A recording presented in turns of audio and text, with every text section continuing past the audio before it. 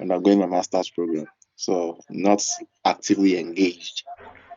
I used to be a teacher with Africa International College. With Africa International College. But at the moment, I'm not actively engaging in occupation. Though I just do some side also. But I'm a student. I'll also say that my I've been looking forward to acquiring this skill, and I'm glad I'm here. Thank you, sir, Yeah, for the opportunity. you're welcome, Mr. Dominic. Welcome. Um, yeah, okay, for a man that needs no introduction, Pastor T, can you say hello to us, please?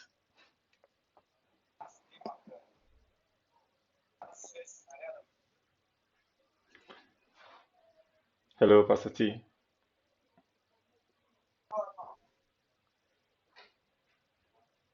So, my name is Pastor Tosin Nalugo.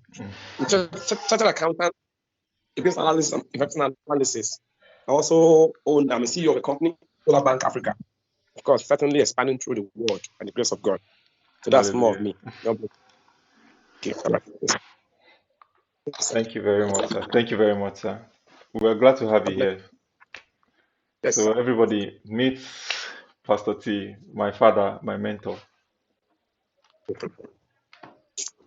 Okay, all our Yes. audio is Pastor now T, on good mute, morning, so sir. nobody's clapping. Pastor T, good morning, sir. I salute you, the Russian man. Come from Russia. Junior. I salute you. Pastor T, good morning, sir. Sonuma, how are you, ma? I'm very well, sir. Well done, sir. Good to meet you, sir. Pastor T, I salute you. Pastor T, good morning, sir. Well done, sir. God bless you too. Thank you so Sorry, much. thank you for the other day. I'm the chess brother. Yes, man. God bless you. Let's take it. Let's I'm champion. grateful, sir. Thank you, sir. Thank God. Bless you, sir. Thank you, sir. Yes, sir. Have a good day. Thank you. All right. All right, thank you all. Thank you very much. Okay, for somebody that we all have met one way or the other, either through the phone call, the voice behind the phone call that has been following up with all the calls and everything. I'd like to introduce Yinka. Yinka, please speak up and introduce yourself. Hello, everyone. You're welcome to the program. My name is Olayinka Olaore, and yes, I've been the one calling up, and I'm glad we are here. And you're welcome on board, Pastor T. You're welcome, sir. The barrister. I'm loyal to your government to share. Yes, sir. Please, yeah. In Jesus' name. Thank you, man. Right. All right, everyone.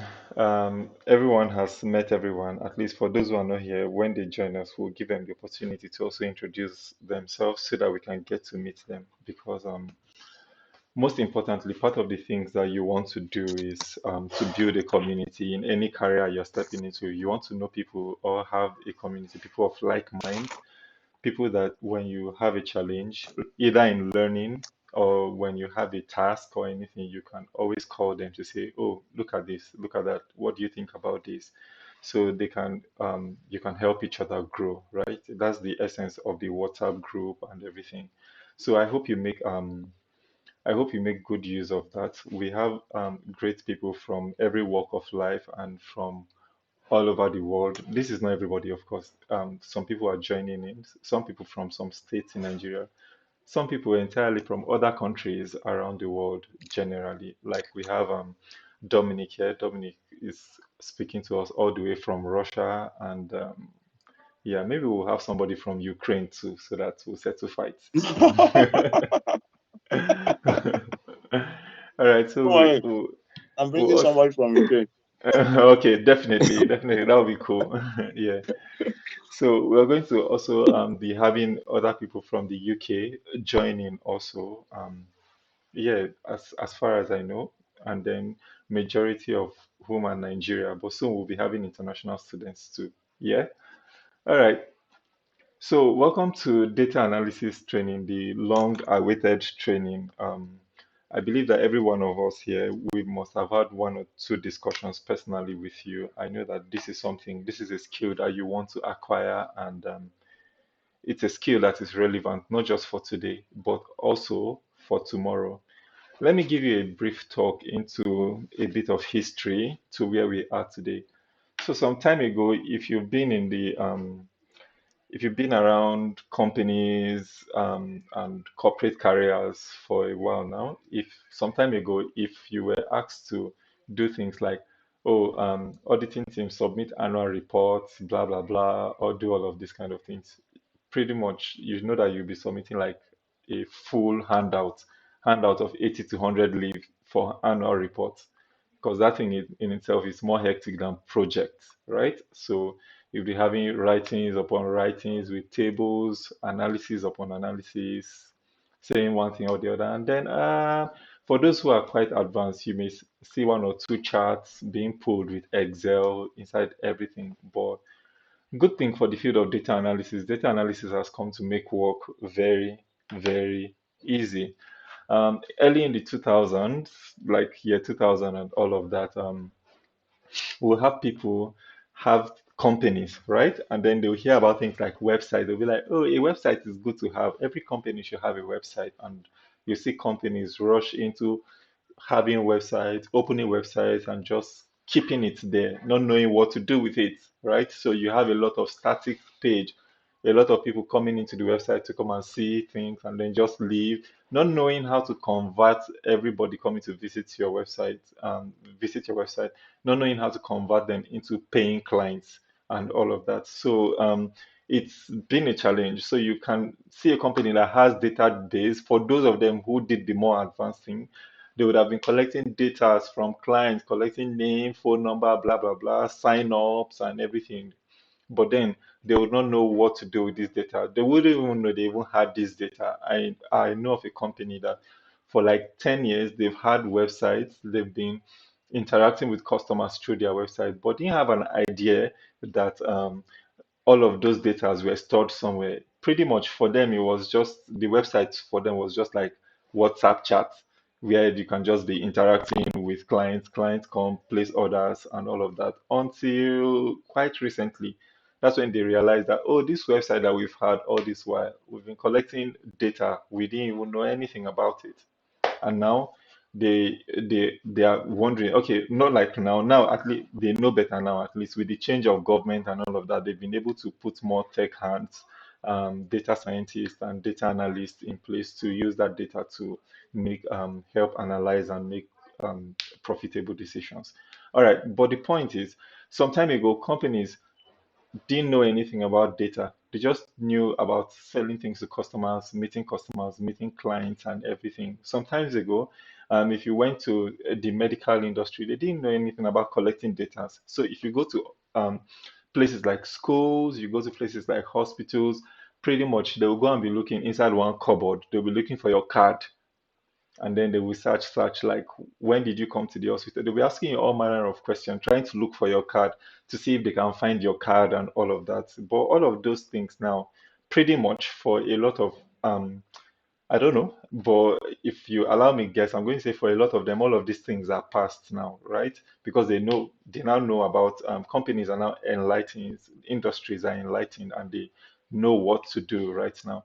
So the point about all of this history that I'm giving you is that with the outbreak of the internet, there's been a lot of like there's been an increase in data all around. Everybody emitting data, everything like going online to see people's status, blah, blah, blah, all of those things. People may not have an idea directly. People talking about themselves, people posting about themselves. People may not have an idea what they are doing, but the point is, they all are emitting data. They're just giving out data every day. People are giving out. In fact, there's even a career in data giving. It's called content creation right now. That you can just decide to just start doing things and just putting it online and all of that in the name of content. And then a lot of people get to come interact with whatever you're doing, like, share, subscribe, comment, and all of these things, thumbs up, thumbs down, and all of this. everybody just giving out data continuously. If you if you have a family or something, obviously everybody comes from a family, but if you ask your younger ones what they need now, they'll be asking you to get them either a laptop or an Android phone or an iPhone. They just want something that they can use to connect to the internet. To do what? They want to be able to interact with other people, they want to be able to browse. But in if you know what I know, you know that the point about all of this is giving out data. So increasingly, data is being made available continuously, constantly, every day. Data is being made available. Like data is everywhere, anywhere. So at the top 5% of companies that are profitable and companies that we call global companies, at the top five of all of these companies, majority of them just know how to use data to make decisions. Majority of them. Every company that you see who is not making it per se or struggling in one way or the other, go back and go and ask them what they're doing. Um, right now, I wouldn't even say maybe they're not providing great services. I'm not sure because if you market terrible service very well, you can still sell it off. There are a lot of terrible things that are out there in the market that still sell very well. And there are a lot of great things out there that nobody knows about. Simple reason because they've not made use of data or they don't have access to data to be able to channel it to people who are interested in those things. So you'd see that um, a lot of companies making it, a lot of companies becoming you see young companies right now like in Nigeria. I think is it for Big Brothers now, Big Brothers 2020 2021. I think part of the companies, part of the fintech companies that sponsored Big Brothers was Abeg. Does anybody know about Abeg?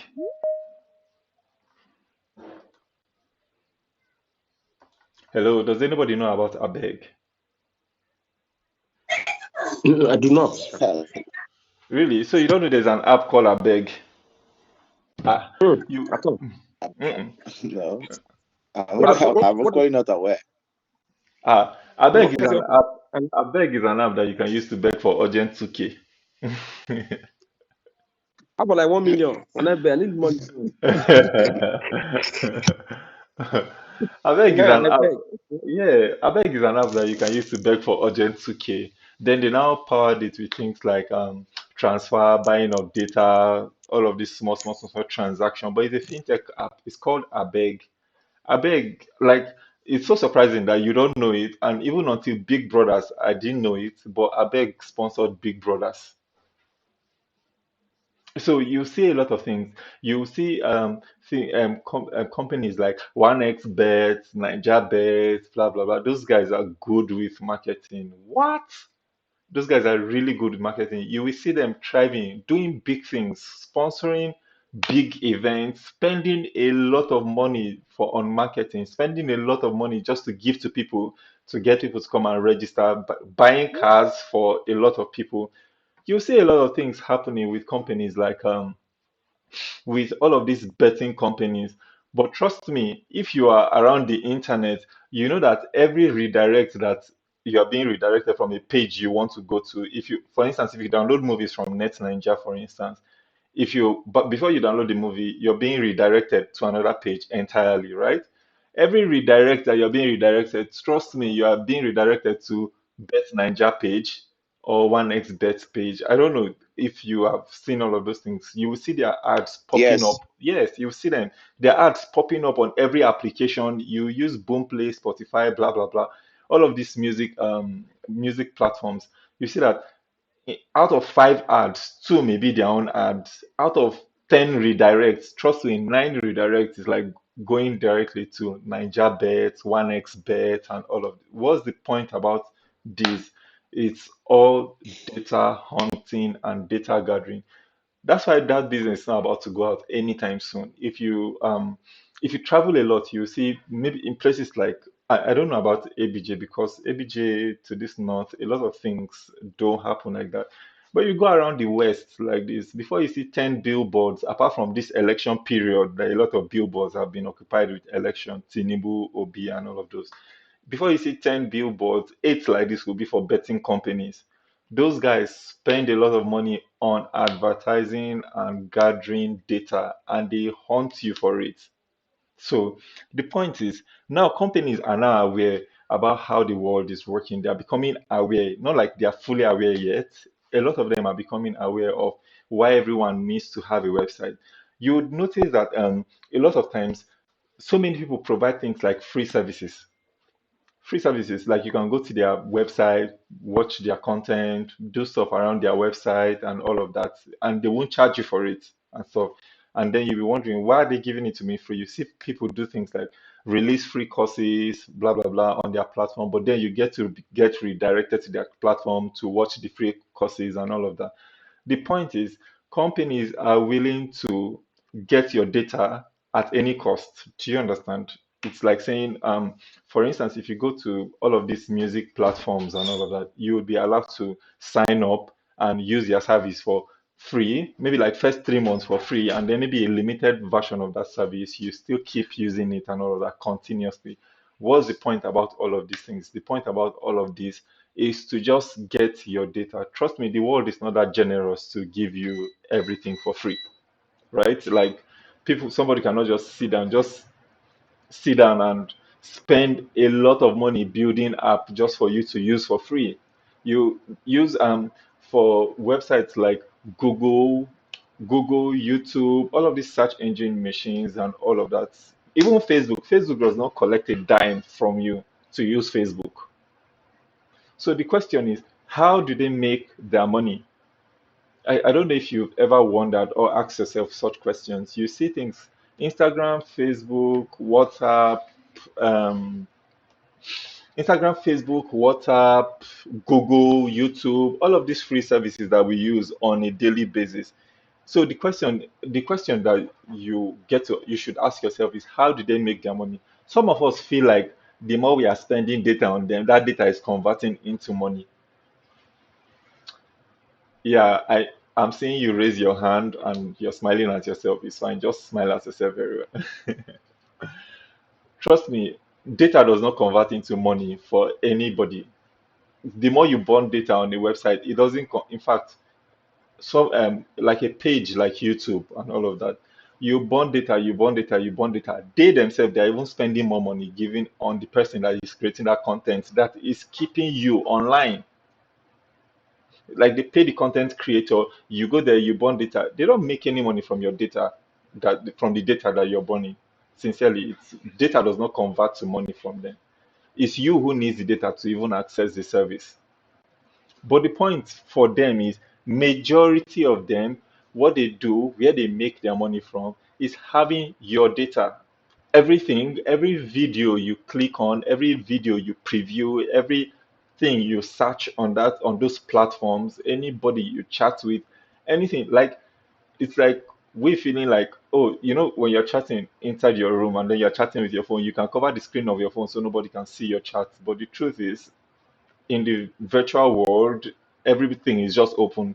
Everything is just playing out straight out there. That's the reason why anytime anybody wants to hunt, anytime they want to hunt anybody like this, you can just see odd things like charts that you never knew existed. They'll just start bringing up charts that you never knew existed. You start bringing up call logs that somebody made some 10 years ago, and then you are wondering have these things been, or who is lying this person, or who is betraying this person to bring out all of this information. The truth is, the internet never forgets. No matter what you do, it's somewhere, it's stored somewhere, and somebody is busy gathering all of this information and then using it in the best way to get you to do something, or to get you to buy something, or to sell that same data to somebody else who wants you to do something. Generally, that's the bigger business right now. If you know your way around data, about around having data, right, you can start up a company today and buy data of people, or gain access to data of people. Of course, majority of these companies, they wouldn't sell it to you directly. What they will do is that they will allow you to advertise on their platform, like Google, for instance, or Facebook, for instance.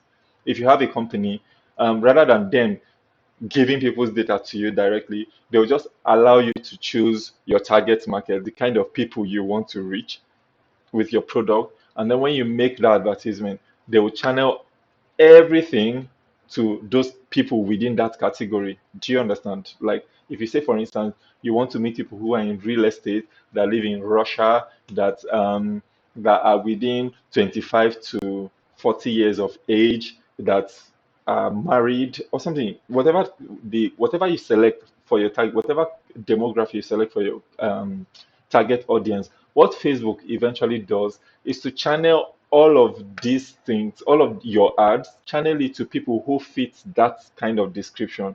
That's where it makes its money from. So you pay Facebook to put your product in front of people. If you remember last year, I think it was last year or last 2 years, there was a time that there was massive disconnection of accounts of celebrities. I don't know. Does anybody remember that time? They were taking down a lot of celebrities' accounts. A lot of people, even influencers in Nigeria, a lot of them lost their account to that. I think Tunde not fell victim of that, to lost his account. How many of us can remember that time? That was like Yeah, two sure. years ago. Yeah, I think that was like 2 years ago. What actually happened was there was this beef because all of these companies now, talking about Google, Facebook, Facebook is now Metaverse, right? So Metaverse, Google, and all of these companies are dealing ads big time.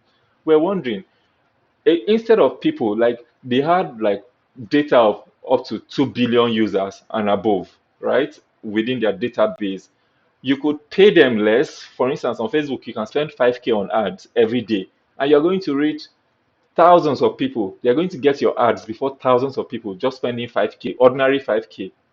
But people were now wondering, how can you carry hundreds of thousands or even millions of nairas, carry millions of naira and give Davido and ask Davido to advertise your product? And Davido only has like how many million followers? Maybe 3.5, something less than 10 million followers.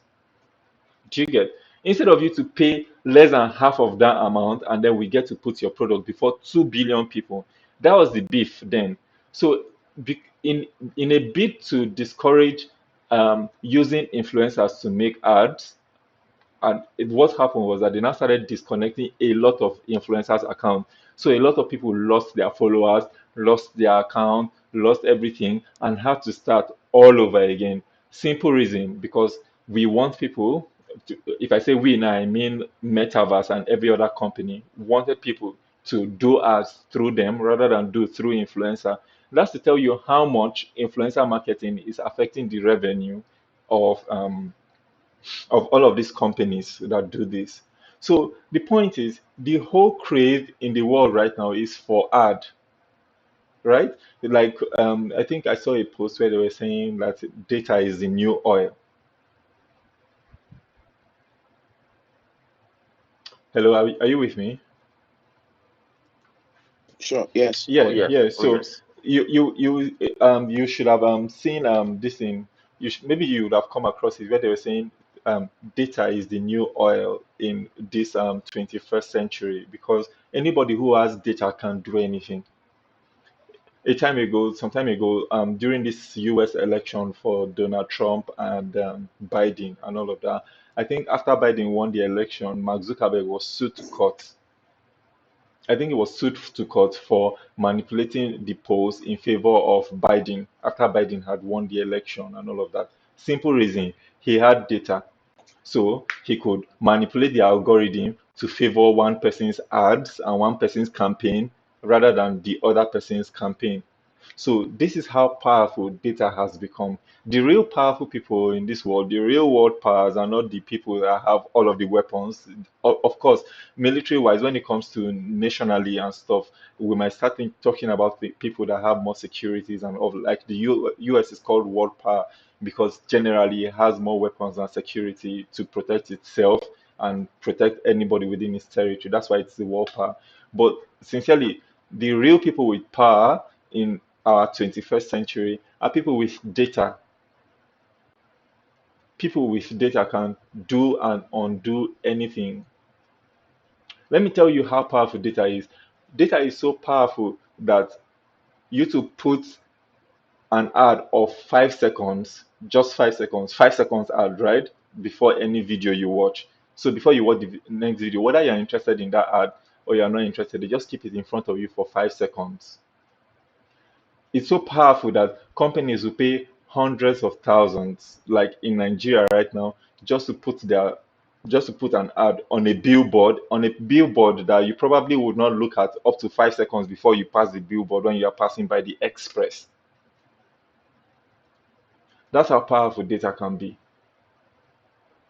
So this is the point right now. This has become a lot of companies are coming to their aware to are becoming aware of this. So what they do is that they want to um, they want to gather data as much as they can and then use that data to make decisions that will benefit the companies. And in a bid to be able to analyze the data, there's the need for a data analyst, somebody who can go through that data and find patterns like what people are interested in, what people are uninterested in, what people talk about, what kind of people we are even dealing with in the first place, what people are willing to pay for, what people are not willing to pay for, how in fact how much people are willing to pay for things and how much people are and as in how much people wouldn't pay for a certain service.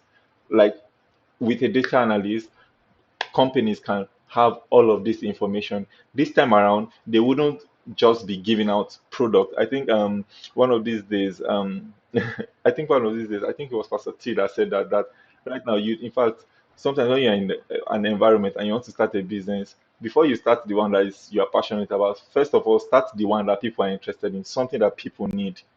That's exactly what companies are doing. Whether you're passionate about it or not, if that's what people are willing to pay for, then give it to them and make your money and move.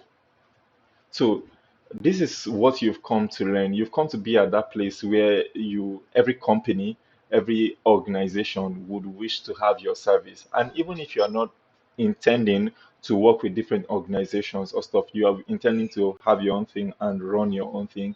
You've come to the place where you can learn how to be in charge of data and use data to promote your own business. Should you be in the business industry? Should you even be in music industry, entertainment industry, whatever industry you are, generally, even in healthcare and all of that. Now you've come to learn a skill that will empower you to use the data of the people that you have to promote whatever you're doing and then even reach out to more people. And of course, reaching out to more people means making more money. And yeah, if you're interested, it means more influence too. Yeah, so welcome everybody.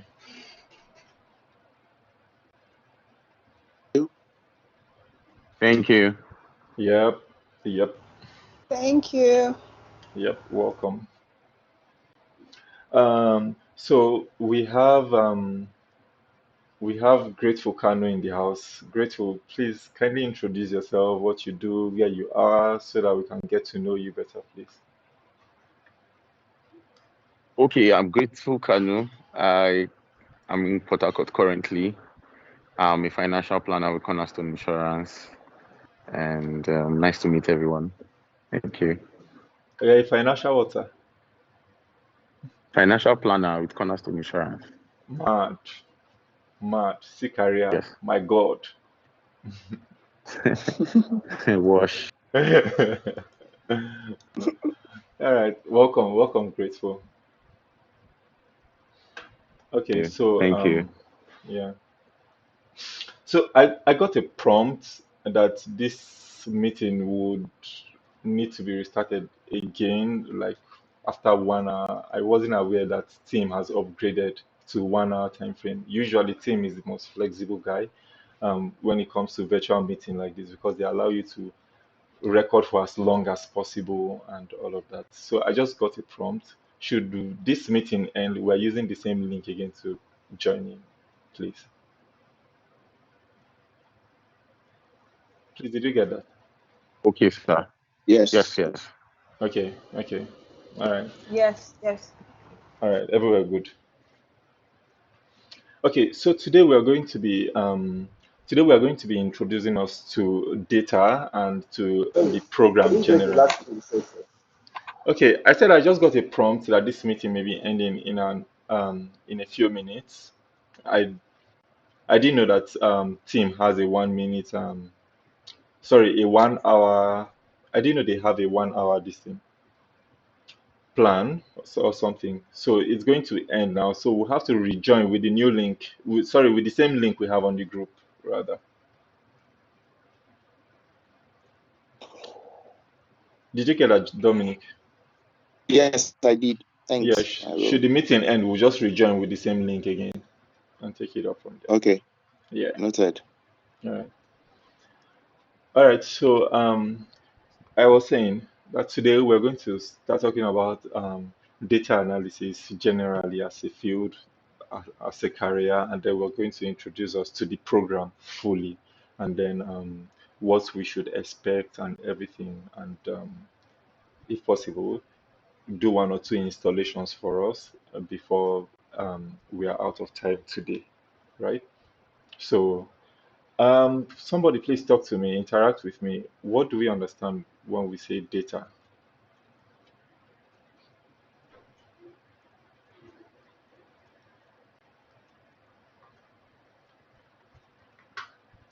Hello? Yes, please. Nobody wants to talk, so let me just remain silent. I know now. Talk Okay. now.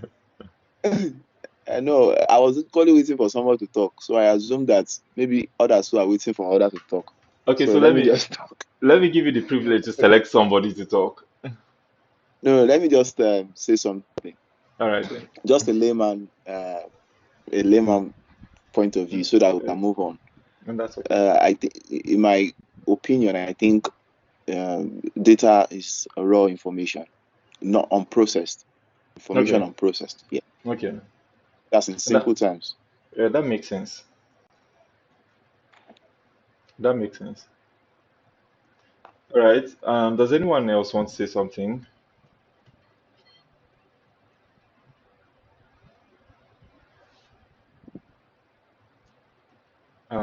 I guess nobody then. All right, grateful. I'm I listening. align with I align with I align with what he has said.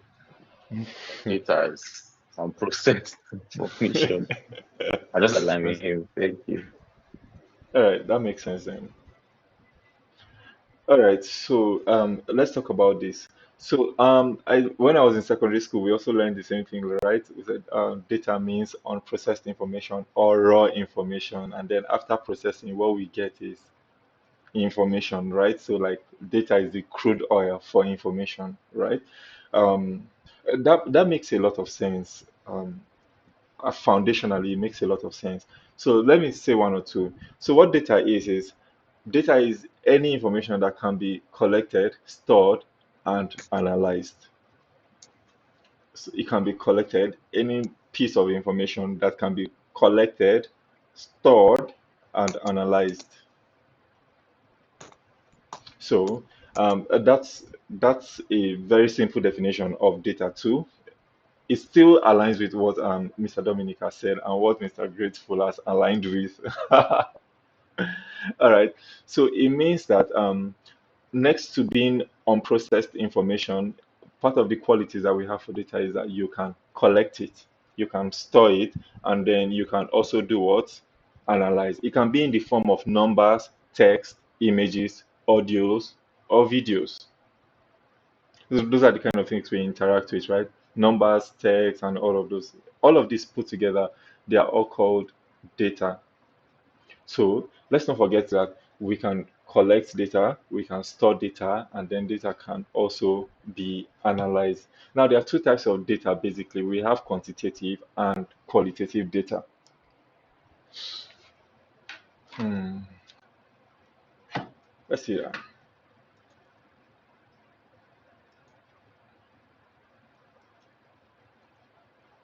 All right, let me just share my screen with us so that we can.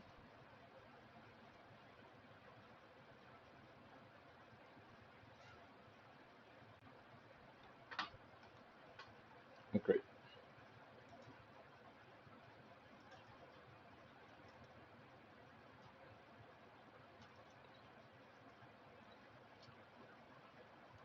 Okay, can we all see my screen?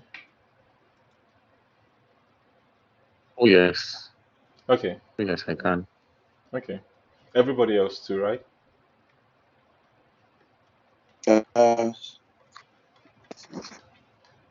So we said data. can be collected, any piece of information that can be collected, any piece of information that can be stored, and then any piece of information that can be analyzed is called data, right? And then within data, we said we have two types of data generally. So we have quantitative data,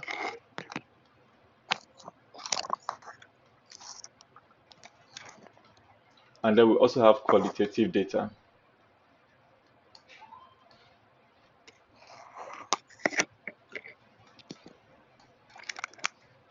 So we are talking about quantitative data, we simply mean data that can be measured, right? When we talk about qualitative data, it cannot be measured, but it can be described, right? So in the place of quantitative data, right now, quantitative data would include majorly numerical data, right? So when we have anything from 0 to 9 and any form of combination, point is numbers, we can put those under quantitative data. We can also have they are numerical in nature, and then we can also perform mathematical computations. Mathematical is somewhere like this, right? So we can perform mathematical computations with this quantitative data. Are we together? And then under qualitative Yes. data, we said they can be described. So what we can find here is that we can find categories inside this, right? So this can be, perhaps they can be analyzed too, but not mathematically. Do you get? So here we can have stuff being statistically analyzed. So by statistics now, we're going to deal with a lot of statistics. Of course, we should know that data analysis has to do with statistics and maths. Yeah, that shouldn't scare you though. It's simple thing. It's simple maths. All right. So these are the two types of data that we have, right? So data is any piece of information that can be collected, stored, analyzed, and we can have two types of data, one of which is quantitative data, and then second of which is qualitative data. Quantitative data can be measured, and they are numerical, and they can be measured. So majorly, they are numerical data, and they can be mathematically computed. We also have qualitative data. We said this can be described. So majorly inside qualitative data, we can find categories there, and then we can statistically calculate qualitative data. Now, let's put this. So we said under this numerical data or under this type of data, we basically have numbers. That's 0 to 9 and every combination that you can find there. But when you start dealing with things like marital status, hmm,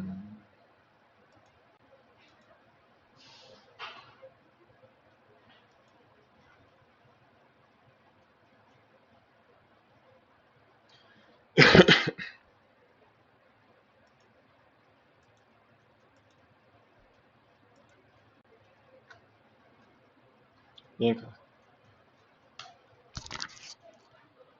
this way.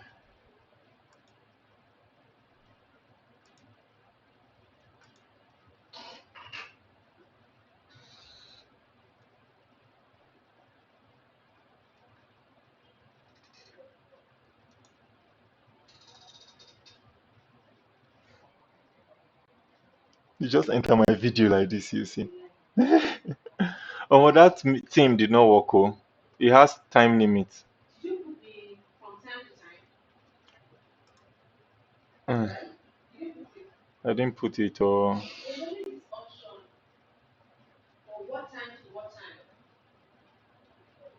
maybe you show me something that you are supposed to show me yesterday. You did not come and show me.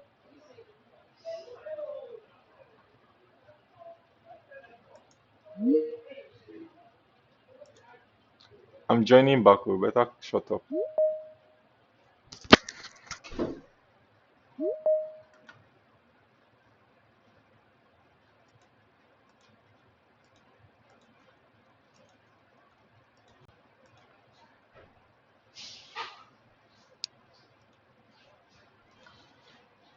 Hello, are we together? Oh yes. Yes, please. Okay, Yes, my sir. apology. All right, my apologies for that. We're still on schedule though. No trouble. Okay, so we'll talk about data for the next few minutes, and then we're going to get some breaks so we can stand up and walk around and drink water and come back to sit down. 3 hours class is not beans. All right, let me share my screen back.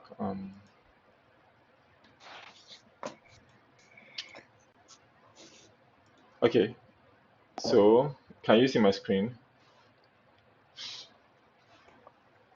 Yes. All right, Yes, great, yes. great. All right, so we're talking about numerical data. We said we can find things like things that we can find under numbers. We include stuff like um, measure. So give me numbers that can be measured, please. We can have things like money. Money can be measured. So you find them in the form of you find them in the form of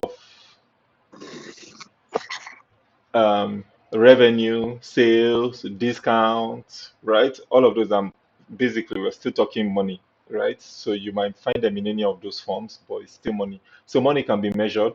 Give me another example of something that can be measured, please.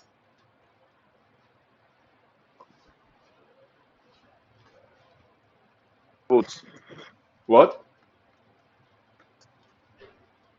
We have population. Population too can be measured. True. Yeah. Who is helping us? One more.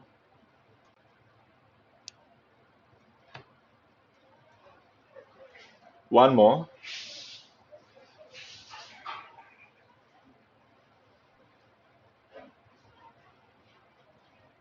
I'm going to call names. So,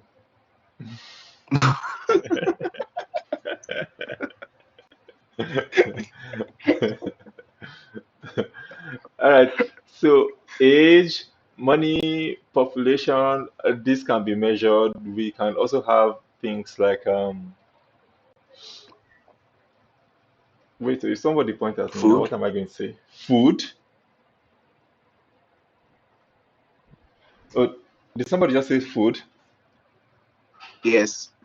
All right, let me just say that size. All right, that's fine. So we can have things like sizes. Sizes can be measured. Things like also quantity. We can also have quantity, which is numbers, right? Quantities can be measured from the word How about quantitative. distance? Distance can be measured too, man.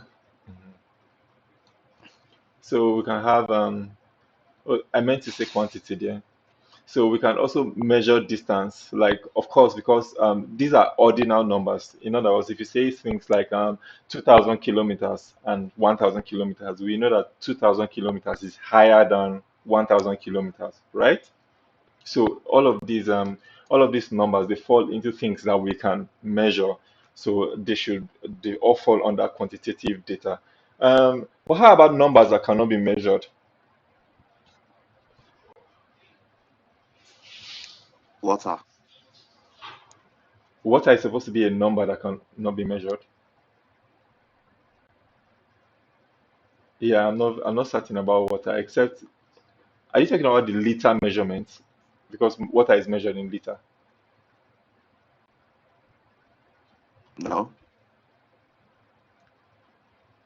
What do we talk about weather, season? Um, in some way, weather too can be measured because a temperature of 35 degrees is higher than the Mm. temperature of 18 degrees. So that can be measured.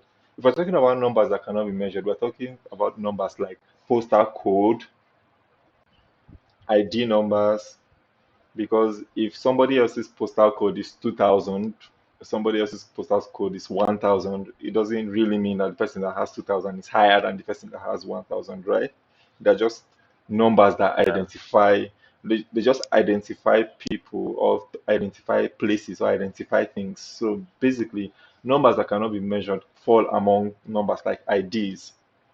If you were somewhere around school, your matric number must have had you must have had a matric number. Someone like me now, I think my matric number was 1094. It doesn't mean that the person who had 1001 is lesser than me or something. Do you get? So those numbers are just identity numbers, right? So all of those kind of numbers, longitude, latitude, postal codes, IDs, they are numbers that cannot be measured. They are not ordinal, they are nominal. So it's just numbers that identify things or places. So all of those fall among numbers that cannot be measured. So if we see them in a data set, we know that these are untrue numbers. So we may not treat them as though we're treating real numbers like money. All right. So we have this there. We also have qualitative data. And we said qualitative data can descriptive in nature, and most times we can put them into categories. For instance, we have data like marital status. That's qualitative in nature. We can gather all the married people and put them in a group, and gather all the single people, put them in a group, and all of that, right? So it falls under categorical data. Give me another example. Religion. Yeah, religion too is categorical. Nice one. Yeah, one for the ladies, zero for the guys. Raise. How about sex? Sex. Okay, sex, race. All right, two for the guys, one for the lady. All right, so we have all of those put together. All of those put together can all fall under categorical data, right? That makes sense. Is that clear to us? Yeah. Yes. All right, so um, let's see one more concept before we go for a 5 minutes break or thereabout. So the concept is, since we say data can be collected and stored and analyzed, how can we collect data? Those of us that did project in school, how did we collect data?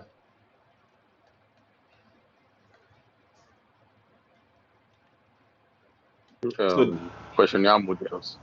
yeah, we had questionnaires. Sent out questionnaire. Okay, we have questionnaires. Other than questionnaires, we had surveys in like questionnaires too, right? So questionnaires, surveys. Sometimes when we're putting out this program, we had things like we had a form on Google also, right? We had forms, and then we Mm. sent the link around, and then the form were filled. With those forms, we were able to reach out through the phone numbers and the emails and all of those. That's data collection. So data can be collected through forms, through questionnaires, and majorly, I think when you're collecting data right now, majority of data is collected through either questionnaires or forms online. Because when you go to sites like Jumia and all of that, and you want to register on the site, they are going to ask you information about you. What you're filling is a form, right? So you fill all of those information, and then you get to register on the site. So majority of these websites collect um, data through forms too. So questionnaire, survey, forms, they are all ways that we collect data rather. I think popularly, one of the ways that data are also collected that we may not know of is are through things like cookies. How many of us know cookies? Yeah. Yeah. Yeah, Yeah. cookies. I do. You go to a website, they force you to accept cookies and all of that, and then you get to accept the Yeah. cookies before you. Yeah, trust me. What they are doing on that web on with that cookie is that they are tracking every of your activity on the website. Have you ever seen things where you probably went on Alibaba or Amazon or Jumia or Konga, and then you go and check for black shoe, and then you go back to your IG or Facebook, and then the next Konga ad you're seeing has that same black shoe that you just checked on? Yeah, I don't that's know if it true. has happened to you. So Yeah. Yes, Severally. yes. yeah, so these are the kind of things that happens through cookies. So they use cookies to check for things like things that you are interested in. Then when they are now placing ads now, your ads, those ads are targeted directly for you, exactly what you searched for. That's what they are putting before your face. Because how else are they going to know? Do you get? How else do they know what you just search for to put it for? Check somebody else's conga ads in their Facebook. Most likely, what you'll be seeing is wigs. You might just be seeing wigs, gadgets, and all of those things. Check somebody else's on what you'll be seeing is cars, for instance. I don't even know if they sell cars. But then the point is, all of these ads are custom ads. They are customized for you so long as the account you visited Conga with and all of that, the email account you were with on your browser. In fact, the email account you had on your browser while you were checking all of those websites, you get to log into your browser, maybe Chrome, for instance. Popularly, we use Chrome. So you get to log into your Chrome and then use that Chrome to check everything you're check. Look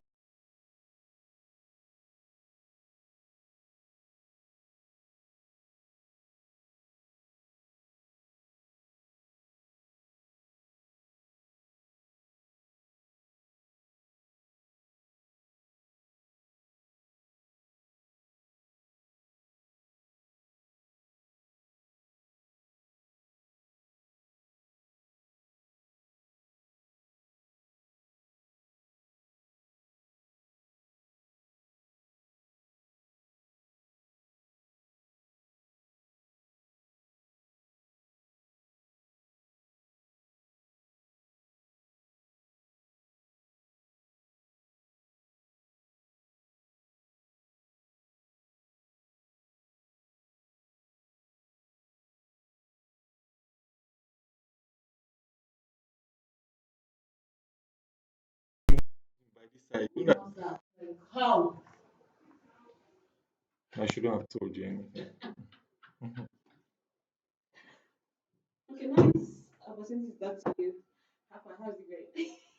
Miss me. MF. MF. Who is not NEPA? Hello. Nigeria. Hello. Nigeria. Are you Just the airport. serious? Hello, can you hear me? Ah, praise God.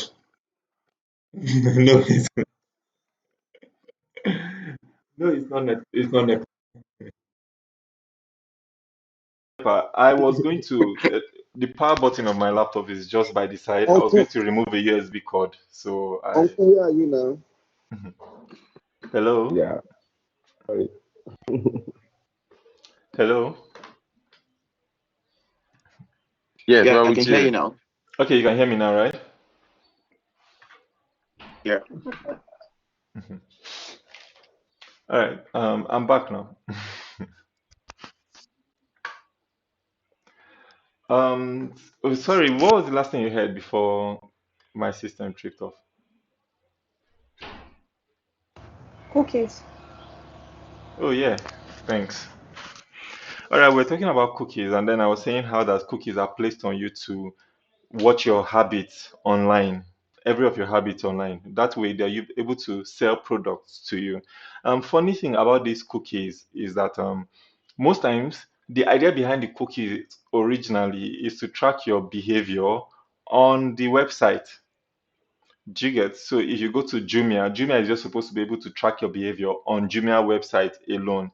But I think the flawed version of the cookies right now is that for a lot of us that just accept cookies and just accept, like we don't get to read or disable some and all of that. For a lot of times, we get to accept cookies that trail our behavior across other websites on that browser continuously. Does that make sense? Oh yes. Yeah. So Sure. Yes. I don't know who how many of us use the latest iOS for Apple.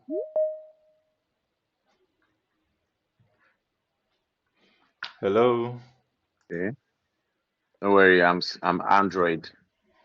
Okay, that's fine. Android. Ah, glory. Yes. Android people. I'm All done right. Android. Are repping. Okay, Android repping all around. Okay, so let me tell you part of the things that you are missing if you're not using an iOS. So if you're using an Android phone, right? part of the thing, sorry, on iOS, the latest iOS most especially, what happens is when you install an app, you know all of those things that they ask you things like allow permission to use camera or to access gallery, access phone book, access maybe your voice recorder when you install Yes. an app, right? You know all of those things. Yeah, very well. Yes. So part of the things that you find when you're using the latest iOS is that you're being asked if you want the app that you just installed to track your activities across other applications on your phone. Yeah, but you wouldn't see that now Mm. because if you're using Android, you wouldn't see that. So what I'm saying is most times when you are accepting allow use my camera or something, right? Like allow app to use my camera, allow apps to use my voice recorder, allow apps to use my you give access to more things than you know. Yeah.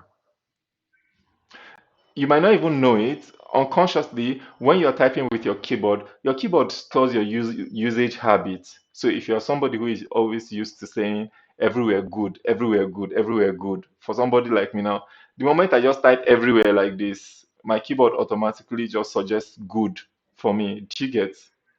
So, Yes. because what that keyboard has successfully done is to know my usage habit. The point is to be able to predict what I'm going to say next, so much that if I type the first word, I may not necessarily type the remaining words in the sentence I want to make. My keyboard should be able to predict the next things I want to say based on my usage habit in the past. You may not, Yeah. if now Yeah. that you are now in data analysis, that's when you now get to know that all of these things and all of that is ways that they collect data from you knowingly or unknowingly. Gadgets like your smartwatch, all of those things. Like you use a smartwatch, your usage habit, everything, where you go, how many hours you walk per day, how many hours you sleep per day. Do you understand what I'm trying to say? Your blood pressure, blah blah Yes. blah. All of these things, they just take data from you and store it somewhere. And part Mm. of the things that we also don't know is that you can go to any site and ask them to send to you all the data they have about you, or to delete any all the data they have about you. Most times you maybe maybe you unsubscribe from a service or unsubscribe from a website and all of those, right? You just get to unsubscribe. You don't want to use their service again, but the data they still have about you is still there. If you know your way around, you can ask them to delete every data they have about you, and legally they should. Like you can ask them to send a copy to Okay. you and then delete everything they have from their server. Legally they should. But trust me, they can tell you they've done it and maybe they've not. You still keep getting, one day you just wake up and open your email and then you still keep getting emails from other companies with related service or something, companies that you can't even remember or website that you can't even remember subscribing to. So this is the point about all of these things, that every day we emit data, data is being collected unconsciously. In fact, we give out more data unconsciously than we give consciously. So this is part of the things that these are part of the means that we collect data. When I say we now, I'm not assuming you as the user of the service now. I'm assuming we all now as a company of analysts now discussing about data analysis. All right. So do we have any questions so far?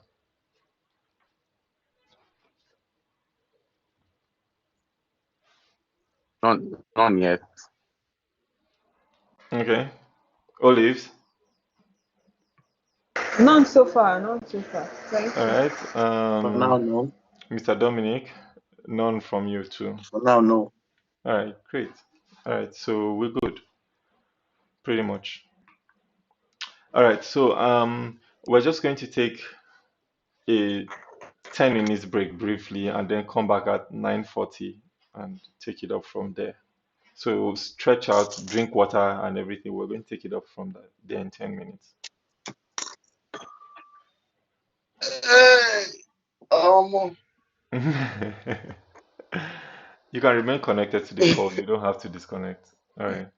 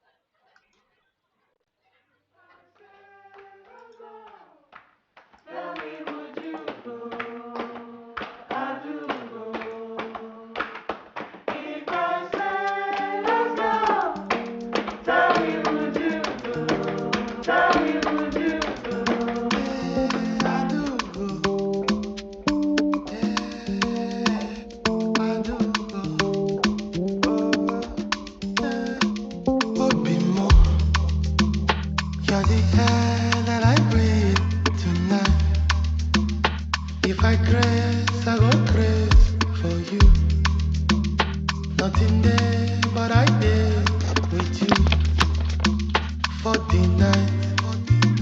Baby, why? All the things that I feel for you is not strange, but oh so new. Would you give me your love tonight? Just tonight. If I say don't go, tell me would you go? I do go. If I say let's go, tell me would you go? I do go. Yeah, yeah, yeah. It's a woman, it's a woman, it's a woman, it's a woman, it's a woman, it's a woman, it's a woman, it's a woman.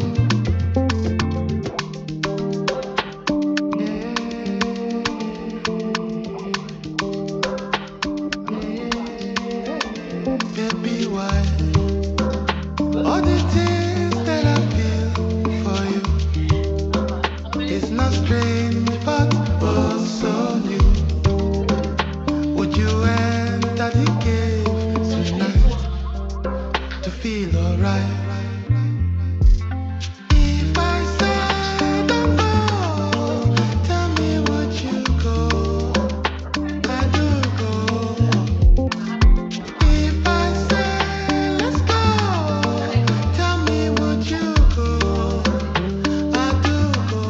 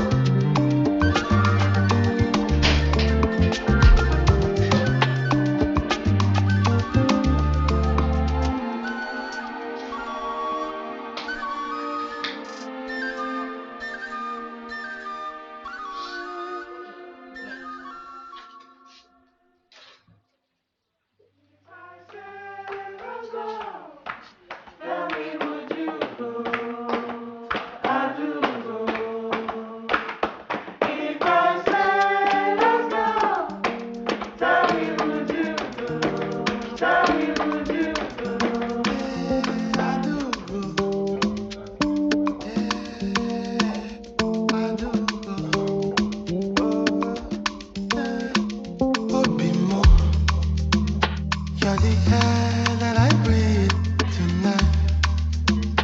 If I craze, I go crazy for you. Nothing there, but I did with you for the night. Baby, why? All the things that I feel for you is not strange, but oh so new. Would you give me your love tonight? Just tonight. If I say don't go, tell me would you go? I do go.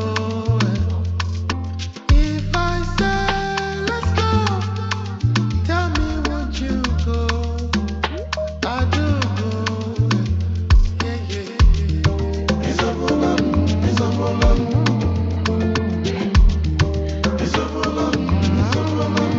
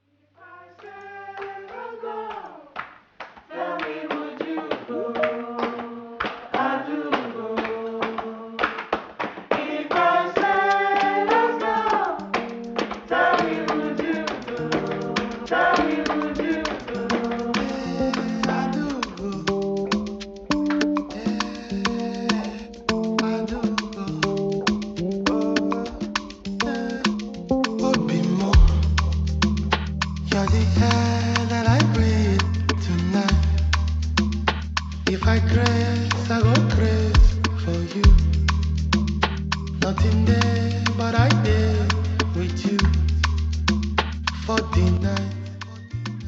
Baby, why?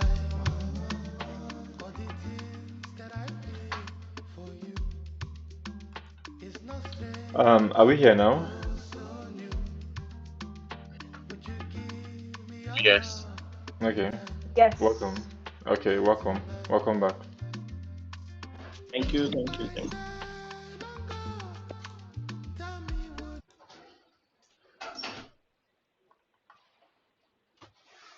Um, Peter, Dominic, are you here? Yes, sir, I'm here. Okay, okay, great. Yes, Mr. Dominic, hello, Mr. Dominic. Yes, I'm here. Okay, great. Welcome back. Um, we have someone just joining. We have Mr. Emeka with us. Mr. Emeka, say hello to us, please. Hello. Hi, Mr. Emeka. Ah, see cute voice. Welcome. Hello, Mr. Emoka.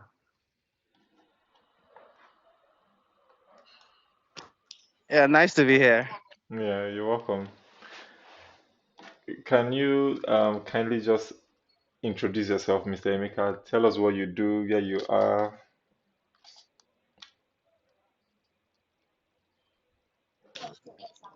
All right, my name is Mr. Meka and Nechuku. You can call me Excellence. I work with Crest Hospitals as admin manager for the radiology department. That's what I do currently, and I'm looking forward to start a career as a data analyst. Great. You're welcome, Mr. Emeka. Welcome. All right. So, Mr. Emeka, on the call, we have Grateful. That's the man that has been hailing you since. We also have Mr. Dominic. We have Mr. Peter. We have Miss Olives. And we also have Barrister Inka on the call. So, feel free to just call anybody's name at random, even if you don't know them. All right. Let's take it off from where we stopped, right? All right. So, we just talked about how data is being collected. And great. So let's talk about how data is stored now.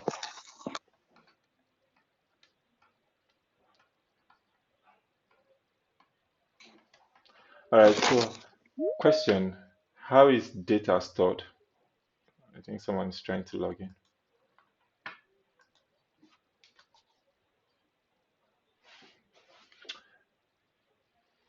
So we're talking about how data, we've talked about how data is being collected. Question, how is data stored? Any ideas on how data is stored? Yeah, I, I think for, firstly, I would like to say data is we have online repositories that keep that stores data like what we had this morning, what was shared to us on the group.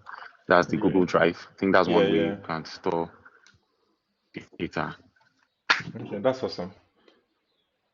All right. Any other ideas?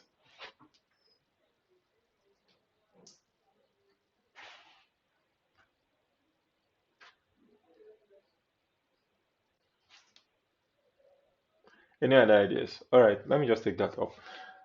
So data can be stored on cloud, like what Mr. Grateful just said now. So we can have cloud repositories where we store data. So we call those cloud sources. Google has theirs, it's called Google Drive, right? I think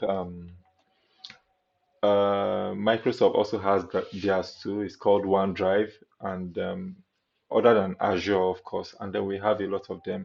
And then other than on cloud, we can also store data locally. Data stored locally can be stored within our PC, within our phones, within all of these, right? So we call those locally. So basically, we have two ways that we can store data, right? Either locally, right? By locally now, we mean on our devices, or we can store cloud, we can store data on cloud. And by cloud now, we mean that data can be stored online. So that's basically the two categories that we have. But then data can be stored in different formats, right? That's the how or where, right? But then data can be stored in different formats. We have as text files. We also have data can also be stored as what? Pictures. Data can be stored as documents. Under documents, we have Microsoft Word, like a Word document. So that one, I think the extension of that is Docs, right? We have PDF, we have XML, and a whole lot of them, right? XML, there are plenty like that, different categories of how we can store this in. Then under PDF, we have different formats like JPEG, right? JPEG, PNG. We also have, I think JPG2 is also JPEG. I feel so. And then we have other this thing like that too. Here we also have Excel, XLSX. So that's spreadsheet. So we can store data in spreadsheet too. Other than documents, we can also store data in the form of audio. What are the formats we have in audio? MP3, right? We have MP3, we have okay, so I shouldn't lack lots of audio, right? Somebody help me. How can data be stored in audio format? Formats.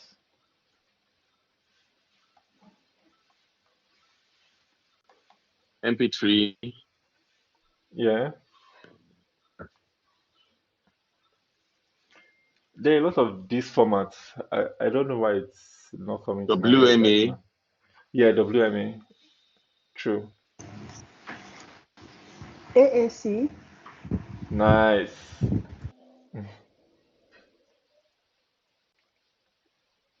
Okay, so we have all of these formats for audio, and then video can be stored in MP4, right? And other formats are like, so these are formats that data can be stored, but all of these, of course, under text we have TXT, right? That's the general text format for storing data. But all of this can either be stored locally. Locally means on your laptop devices, memory cards, hard drive, and all of that. Or they can be stored on cloud. On cloud, now we're talking about drives, Google Drives, Azure, OneDrive, and all of those cloud storage means that we have. Um, so the point now is, why should we store data on cloud, or why is data being stored on cloud? If you notice the trend of the world right now, the everything is moving towards storing data on cloud. I can remember that time when 16 gig memory card used to be like a thing, because the most popular memory card is like 4 gig, 2 gig. You see 1 gig memory card, 2 gig, then 4 gig, and then 8 gig came, and then 16 gig came, 16 gig came. It was like, we can never fill up this one at all. You will use an entire. I can remember, and funny, those times have not, it's not been a long time ago. I think the early 2010, 11, within that time, 2012, 16 gig was like a big deal that year and all of that. But right now, we see phones coming out with 256 gig, 500 gig, and we see laptops coming out with multiple slots and all of that. But then, even though all of these are even happening, we start seeing a lot of movement from um, large local storage to really small local storage. Like you see things like all of these devices coming from Google Chrome, their laptop, Google Chrome's laptop, Microsoft Surface, their own laptop too. And I also think a lot of Mac products, you see that a lot of them from the factory, it comes with like 256 gig. Every other kind of storage that you want to do now, they have one or two storage means that they're advertising to you, so you can store things. Right now, I know that it's very economical to listen to music from Spotify, than to. I can't even remember the last time I shared a song to somebody through Zenda or something. Remember those years, Zenda, Bluetooth, like share for me, song, movies, and all of that. Because it's easier now to just subscribe to Spotify or subscribe to Netflix and just see things there rather than download and keep in your phone, right? So we see that a lot of things in the world now is moving towards cloud storage. So why is the world moving that way? Okay, apart from the fact that, of course, getting or storing our data on cloud and all of that is still part of emitting data and it empowers some people and all of that, of course. On the other hand, I think data that are stored on cloud are more secured compared to data that are stored locally. If you can remember, there was once a time where losing your phone or losing your SIM card be like, hello, I don't have your number. Please, who is this? Who is this? I lost my phone. Please. I can remember there was the time, some people still do that right now, but right now, I think if you have an Android phone, you can migrate entirely to your new Android phone without losing a contact, without even losing a call log, even. Like you can just have everything stored on cloud right now, making all of this easier. So data that are stored on cloud are pretty much very, very secure, stored away from things like viruses. Yeah, virus. I've had histories with virus. I remember one time I had to format my laptop entirely because I was trying to download one crack application and then my laptop just um, got hacked. So I started seeing messages. Any file that I opened, I started seeing messages to send an email to somebody and all of that. When I sent the email, they were asking me for $1,500 before they will unlock my laptop for me and all. So all of those virus-ish laws and all of those, you're pretty much very, very secure from those every time you're storing data on cloud. And of course, you can have space for more storage than you would ever have on your phone. Like you can buy 1 terabyte of cloud space and be storing your data there, and you won't even have to stress your phone for any data. I know that in Nigeria, internet and all of that has been very, very challenging. So a lot of people are not encouraged to store things on cloud because anytime you need to use them, you may need to use data to access them, right? But then that's what we have basically for data storage, right? Do we have any question with data storage, where and how data is stored? No, sir. Okay, great. I mean, That makes sense. That makes sense. All right. So the last thing that we have under this our definition of data, we said where data is any piece of information that can be collected, stored, and analyzed. So the next thing is how is data analyzed? Well, now we are coming to data analysis. So this is like me saying, welcome to data analysis, because everything about what we're about to do in this course is about how data is being analyzed, right? Now we know what data is, we know how data is collected, we know where data is stored, and in what formats data can be stored. We've given all of these examples and it's been interactive so far. So now we're going to talk about how data is analyzed, which brings us to our topic for the year. All right, welcome everybody to data analysis. thank you, sir. Thank you, sir. Thank you, sir. Yep, you're welcome. Thank you, sir. Welcome. All right, so when we talk about data analysis, a lot of us are looking forward to having a career in data analysis. And truly, one of the most interesting thing about this career is that you don't even necessarily need to have a job for you to be able to make money off it. You can use it on your own business. Sincerely, Financially. like you said. Hello, did you say something, sir? Oh, no, no, no. Okay, okay. Apologies for that. Sorry. Okay, that's fine. That's fine. All right. So I was saying that one of the most interesting things for me with data analysis is you don't necessarily need to work a job to make money off data analysis. You can have your own company and use and apply the knowledge, every skill you're going to learn here to empower your company. Other than empowering your own personal company to make more revenue, you can, if you are in the health sector, you can also use it in the health sector to improve your service. If you are whatever sector you are, customer relation, music, health, finance, whatever industry you are in, generally marketing, anything, whatever you're interested in, you can use this knowledge that you have right now to support your career in one way or the other. You can use it, like I know that we're going to be learning Python. You can use Python to automate your daily task and make life free for yourself and stuff.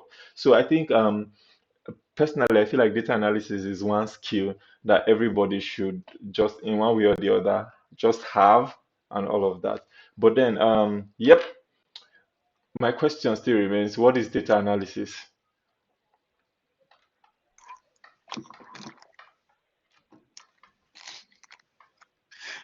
Still one funny answer now. Mr. Dominic, Amen. I Let me know just I know you want to go first. I wanted to say okay. one funny answer. What's data analysis? I wanted to, like my one of like I want to go like one of my students would say, it's analyzing data now. As the word implies.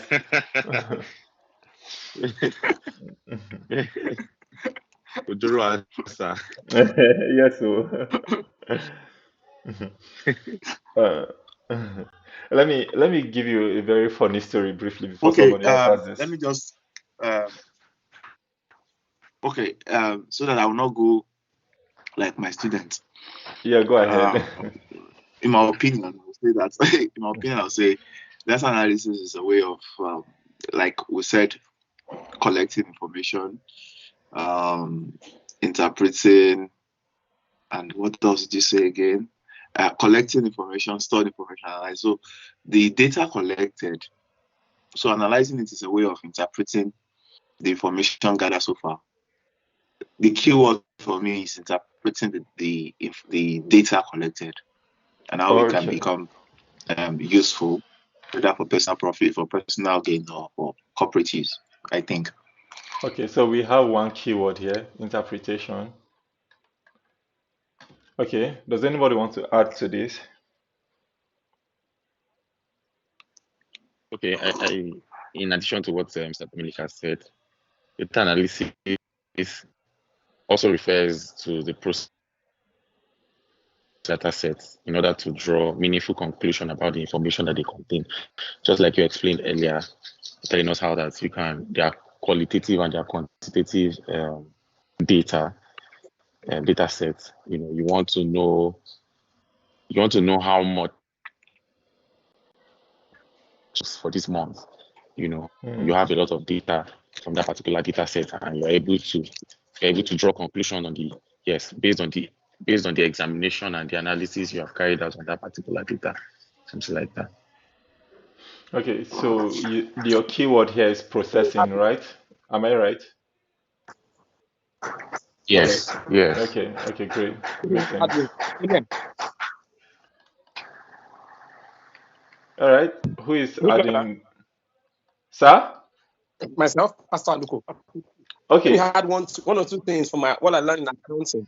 Data okay. analysis to me is the process of collecting. The first thing is to collect, Hmm, then analyzing, hmm. then interpreting, then summarizing it to aid decision making process. That's what I would call it. Pastor, Collection. you are using your analysis again. Pastor, you are using your analysis Okay. again. Don't use analysis. Everybody, collection, analyzing, summarizing, interpreting, and presenting it for a decision making process. That's a accounting way of explaining it. Okay, so we have presentation or reporting. I think Pastor has already finished the job.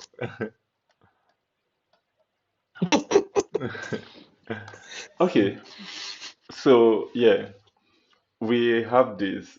Okay, does anybody have anything to add to this?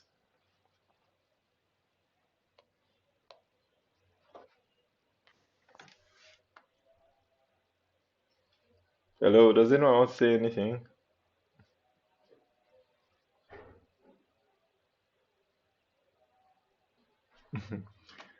All right, I great. don't think so. So can we move on, sir? I think, yeah, I can. I'm going to take it up now. I think Pastor has intimidated everybody. Okay, so like Pastor said, what data analysis now is all of the process involved from collecting the data to bringing out information. Do you get? Making out meaningful information. Do you get? So that's what data analysis will be now. I think Pastor has already broken down the process already for us, but then in the simple way you want to understand it is everything from collecting data to getting your insights and then using that insight, whatever you want to do, use that insight to do is up to you. But everything, for every kind of process that you have to put that data through in order to find insight from it is what data analysis is. Initially, we mentioned that data is raw information, right? That's what we mentioned, right? So for that processing that information to bring out the finished product, which is information, right? Or processing that raw data, yeah, to bring out information. Everything in between that process is called data analysis. So let's take that from like we've all rightly mentioned from that process is going to of course start with collection as number one, right?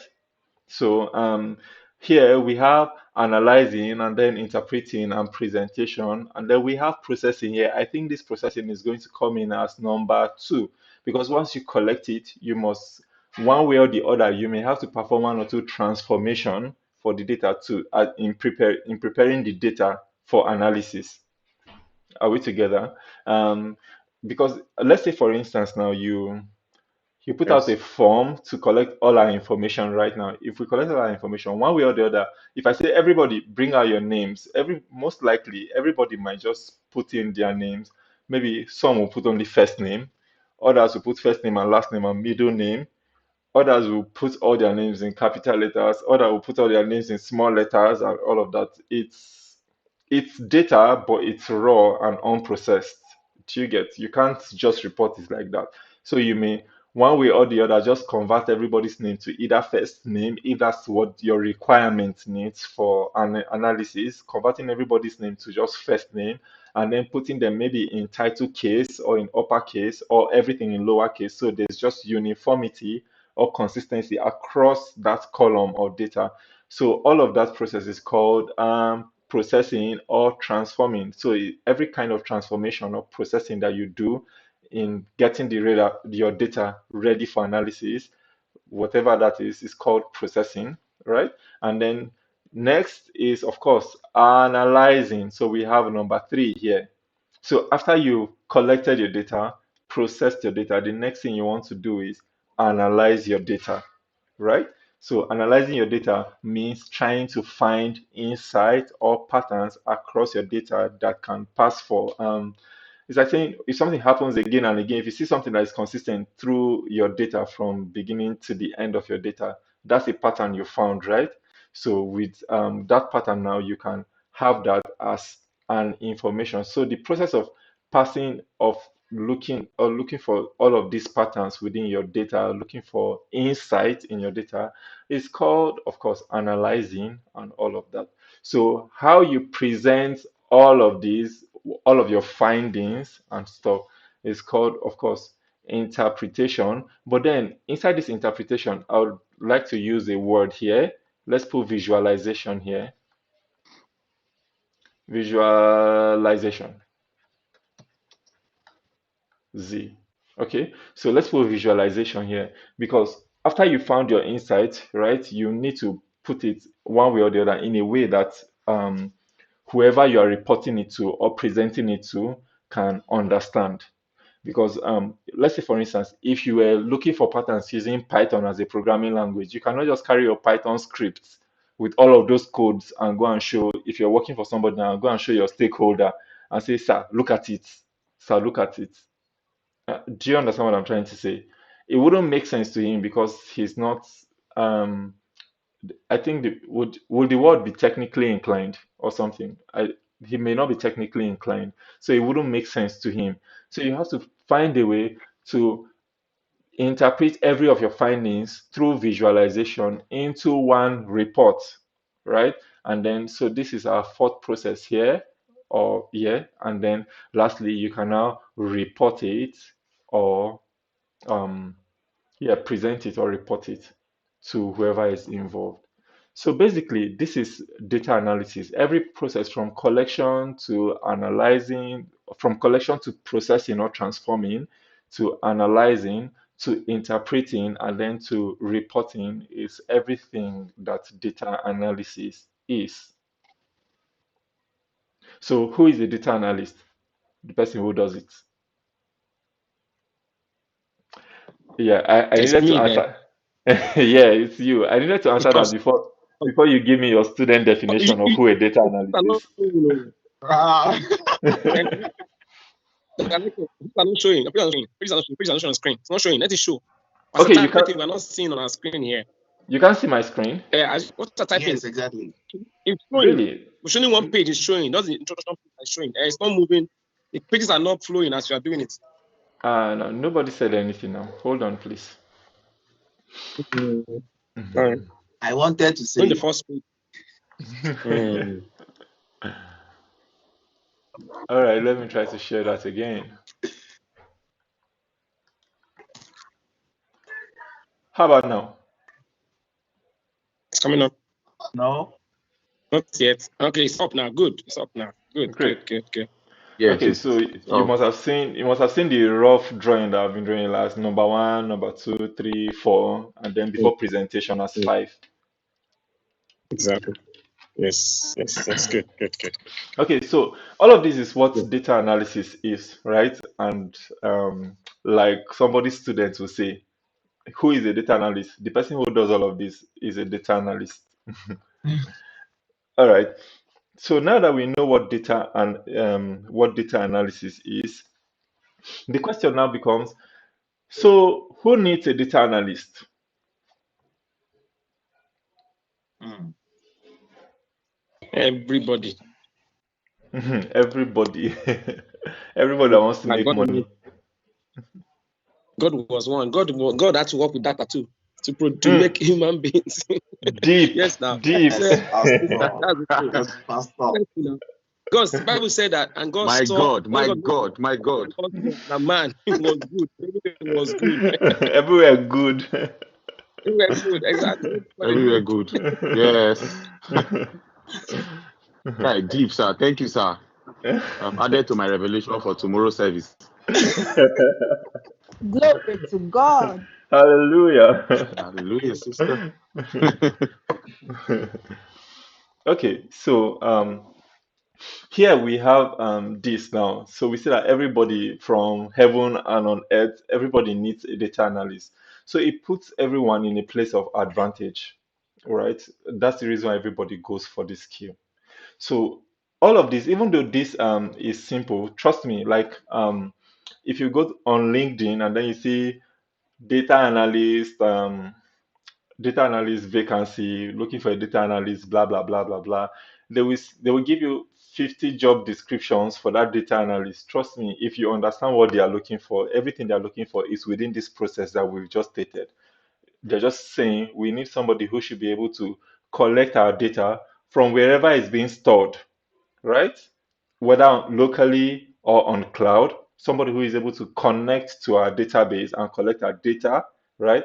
And then someone who is able to process our data. That's everything they are saying, right? Process our data, analyze it, interpret it, and then report it. That's everything they are looking for.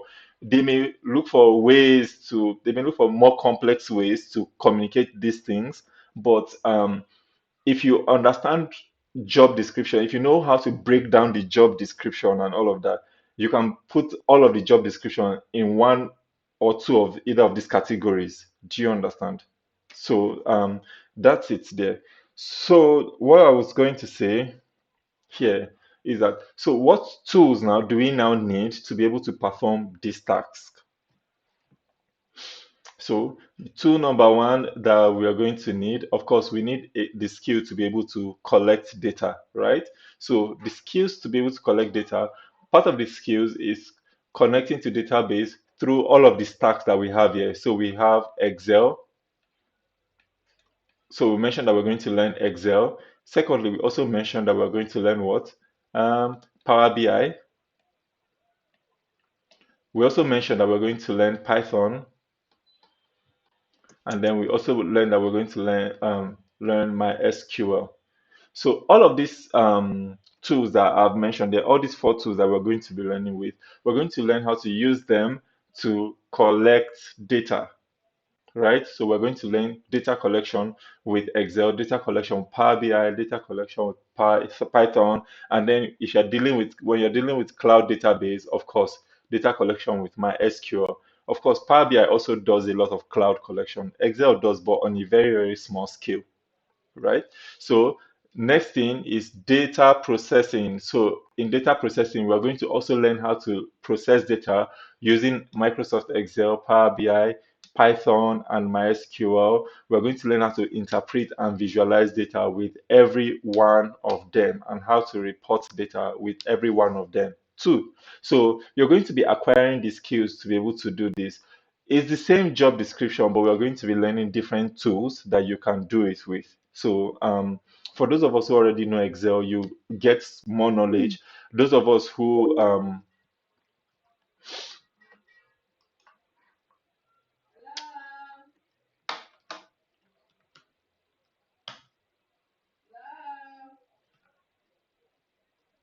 farmer,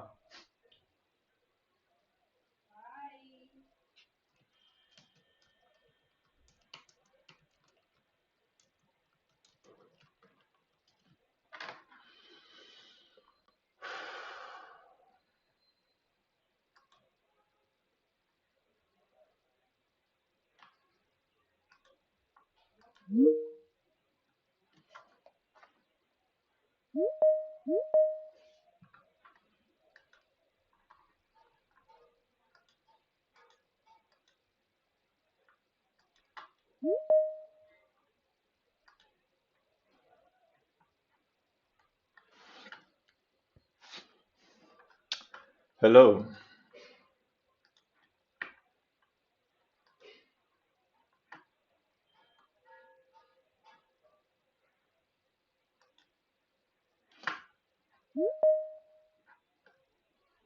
Great. Are we all back? Oh, yes. Okay, Okay, great. not all. Maybe not all. All right.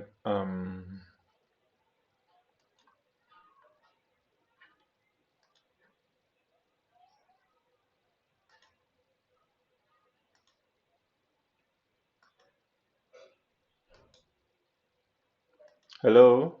If you're back, please let me know. Yes. Uh, Yes. Great. All Yes. right. Great. I was explaining to us that we're going to learn all of these processes. We'll be learning all of these processes using Excel, Power BI, Python, and MySQL. All right, so let me just put these tools one after the other in place. So Microsoft Excel, every one of us must have come across Microsoft Excel in one way or the other because that's like Microsoft's most successful application so far. So this is a spreadsheet. Excel is a spreadsheet application. Let me put that.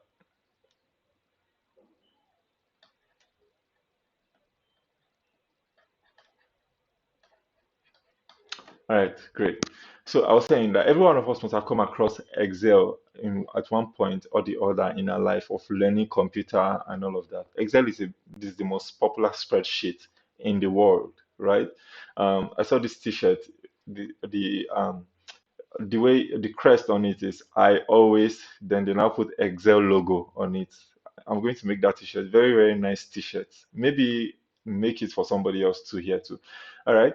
So Excel is a very popular spreadsheet application. It helps us to gather data in tabular manner and analyze the data. Trust me, Excel is an all-rounded application. You can perform data analysis with Excel, financial accounting with Excel. You can, in fact, even if you don't know what to do, you just want to collate student results. You can use it to collect student results. In fact, you can use Excel to write letter if you want to save, and as in you can use it in whatever way you just want to use it. So it's a very flexible application. So we're going to be using Excel to be performing a lot of these reports that we want to do. Although Excel is very, very flexible and it's easy to work with, I think personally, in my own opinion, I think Power BI is like Excel on steroid, sincerely. So I think a lot of the shortcomings of Excel was complemented using Power BI. So talking about things like building interactive reports, data modeling, we're going to be discussing all of these topics within data analysis, data modeling, connecting to database, reporting, and publishing your reports and all of those. Power BI is like one stack full of Excel, full of every other thing within every other process within this process that we've mentioned for data analysis, right? So Power BI is another application that we're going to be learning. In fact, we are going to be starting with Power BI. I would have started with Excel, but yeah, we should start with Power BI. After Power BI, then we'll go back to Excel, right? All right, so here we're going to be learning about Power BI. Some of the shortcomings of Excel, like I said, have been complemented with Power BI. Part of the shortcomings of Excel is modeling. Modeling, although it's not as complex in Excel, but it's not as intuitive as it is with Power BI. So we're going to learn modeling under Power BI because that does that. Data transformation using Power Query. I don't know if you have had anything to do with Excel, you know that Excel has a plugin called Power Query, Query. Excel has a plugin called Power Query for data transformation. But then we're going to be learning to use Power Query to transform data under Power BI. The same knowledge can be applied when you use Excel, but with Power BI, like I said, it's more intuitive and really easy. All right, so another thing that Excel has that we're going to also be doing both in Excel and Power BI is visualization. I, Personally, I feel that visualization in Excel is really cool, but it's nothing compared to visualization in Power BI, sincerely. Visualizations are very, very important in data analysis. So there's no how you're doing data analysis without visualization. Some years ago, when we started this class, I was saying that some years ago, if you're going to submit things like annual report, you'll be submitting a whole project of 80 to 100 page. But right now, annual report can be like three dashboard with like five charts on each of them, like one bar chart, one pie chart, one this and all of that. And then you would have summarized everything that you needed to write in all of those 80 pages.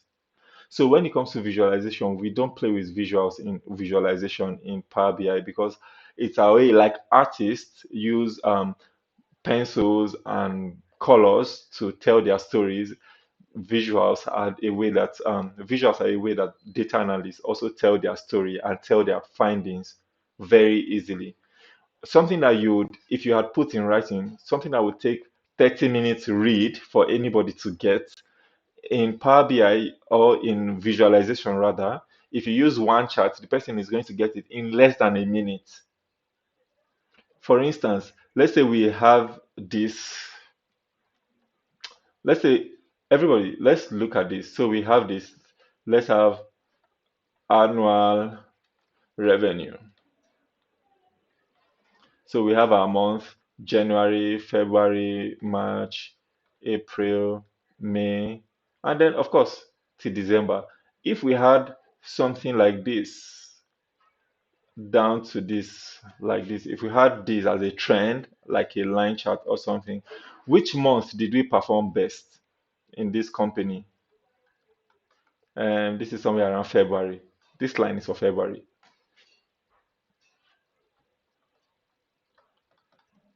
Hello, are we together? Yes, sir. Okay, Yes. so which, if you see a chart like this, which month did we perform best in the here? February. February. Yeah. So you see how easy it is for you to just get insight into whatever we are trying to analyze. But if we had put this into writing, we would have started saying things like, this is the annual report for XYZ company for the month of blah, blah, blah, blah, blah. In the month, do you get like we can now start saying things like total revenue made blah blah blah in the month of this and that was so so and so, and then in January so so and so revenue was made blah blah blah, annual average revenue is this blah blah blah. Before you get to February, before you get to the end of the report, and then getting allowing then maybe doing a summary at the end to say that overall February had the best this in so far blah blah blah due to the before you do all of those English, but somebody who just looks at the chart just understands ASAP that okay, this I'm looking at, this is our best month, and this is the worst month so far in the year of whatever year it was. So visualizations can carry insight and deliver them easily in such a way that both technical audience or non-technical audience can just have insight into it ASAP, just looking at it in the first few minutes. So we don't joke with visualization in data analysis.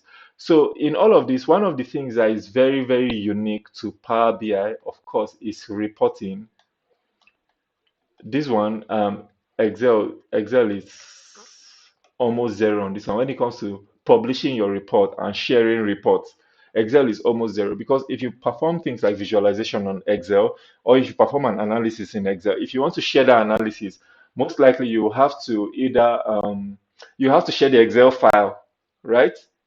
If you've done analysis with Excel here before, you know that you have to share the Excel file with whoever is involved, then they can now go through it. Other Yes. times, you can export the Excel file as PDF, save it as PDF and all of that, and then all of those can just come and then you send the file. Other times, if you have the plugin that links Excel to um, PowerPoint. Yes, if you have the plugin that links Excel to PowerPoint, then you can connect the sheet through PowerPoint and present it through PowerPoint presentation. But when it comes to things like when it comes to Power BI, publishing reports is like sharing link. Do you get? So in Power BI, within Power BI, we have a Okay. workspace. You know what works, how workspaces work now, like WhatsApp group where everybody is on that group. So everybody on the company can be on that workspace. So you can just upload your report to your workspace and select who you want to be able to view it. See how sweet that is, right? You can just add people that you want to be able to view it. Other times, you can just publish it and send the link to whoever you want to be able to view it. Do you understand? Like anybody can just eventually just get the link and then visit the site and see your report that you've already published, right? Other times it's as easy as sending the I don't know if we know API. API means I think what's the name of the meaning of API again? Something program interface. I've forgotten what that A stands for, but API is a way of connecting two applications together in IT. So you know that for instance, if you go to Jumia now, you want to buy something, although you are buying from Jumia, you most likely will be paying through Paystack or Flutterwave on one of these payment platform. When it gets to the payment page, you now see that whatever is popping up to you is either Flutterwave or Paystack and all of that. So it was an API that was used to create a connection between Paystack application for payment and Jumia website. In the same way, too, you can publish reports using APIs in Power BI. So it means that any website, you can publish a report to a website, and your website is directly connected to your PC or the report you made on your PC. So any adjustments you make on your PC is going to automatically refresh and publish there. How intuitive is that? So you see that when it comes to reporting like this, Power BI is the baba among all of them, among all of these applications. Power BI does the best when it comes to reporting and all of that. So, but then, although Excel and Power BI have a lot in common, part of the limitations that they also have in common is that because it's a spreadsheet, it has limits to how many rows of data it can take. So I think Excel on a sheet it takes 1.024 blah blah blah blah blah million rows. over around 1 million rows. I think 1,024,000 rows or thereabout. So if your data goes beyond 1 million rows and all of that, you most likely won't be able to use Excel to do anything again because you can't even import it. You can't import everything in. I know the 1 million right now, for every one of us right now, 1 million rows might be sounding like a very big deal. Like, what kind of data will be up to 1 million rows? Trust me, if you I know that for those of us who want to do a career in data analysis, for those of us looking at the career in that line, we are not looking at small companies.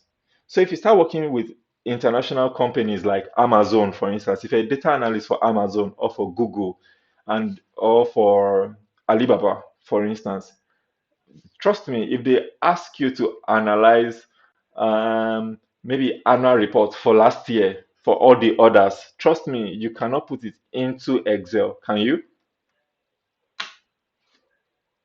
There's no way, I'm not sure. There's no way that companies like Alibaba, even Jumia self and Jumia and Konga, all of these local ones that we have here, even those guys, if you try to analyze that data for 1 year, I'm very, very sure it will be more than 1 million orders that they handled for a year,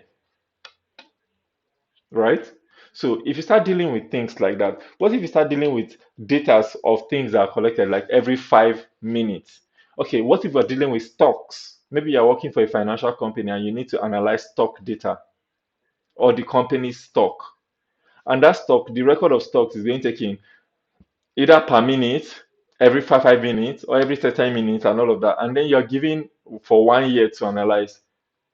There was once I downloaded Bitcoin data and all of that, 5 minutes time frame for how many years? I think for over 8 years or thereabout. Obviously, that was more than, I think it was more than how many million rows? It was close to 10 million rows. You can't put that into Excel to analyze. So when it comes to big data as such, this is where we now have Python.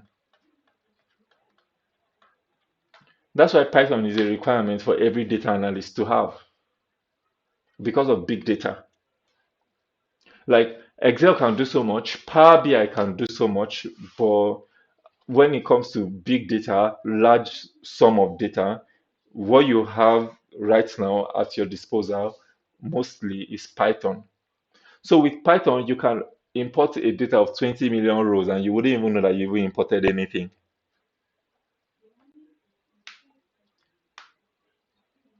Is somebody under the sound of my voice?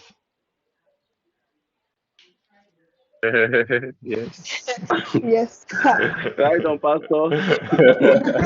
As in, everywhere was just quiet. I was feeling alone. Encourage me. No, no, no. You are together. Everywhere good. Okay, everywhere good then. All right. So what I was saying is when you're dealing with large sum of data, what you now have to deal with is Python. So and Python, unlike Excel, Power BI, Python is purely code. It means anything you want to do, you have to specify. It's a programming language, so you have to specify whatever you're doing from I want to import the data to I want to analyze the data to I want to convert. Of course, it's not it's everything I'm saying right now is not how it's being written in Python, of course. So we're going to learn Python. So we have that there in Python, right? So everything has to be written. It's a language you're speaking, so you have to start learning from like A, B, C, D of Python from the beginning again. So that's the reason why I'd actually recommend this program for loved ones, friends, anybody who is looking forward to starting. Like, I don't have any technical knowledge, right? I don't have any technical knowledge. I don't know anything about IT. In fact, I almost don't know anything about computers. I just used to see computer. So I've never seen computer before in my life. Maybe this is the first time I'm going to see computers. Anybody, pretty much, so long as they can understand simple maths and logic, this program it's been channeled for that reason. That's the reason why we started from what is data. Otherwise, we should just assume that data is what. That's how we met somebody who is a data analyst, and then we are asking, okay, so what is data? And then the person in an interview, we're like, okay, so what is data? And then the person was saying, data. Are you trying to say MB?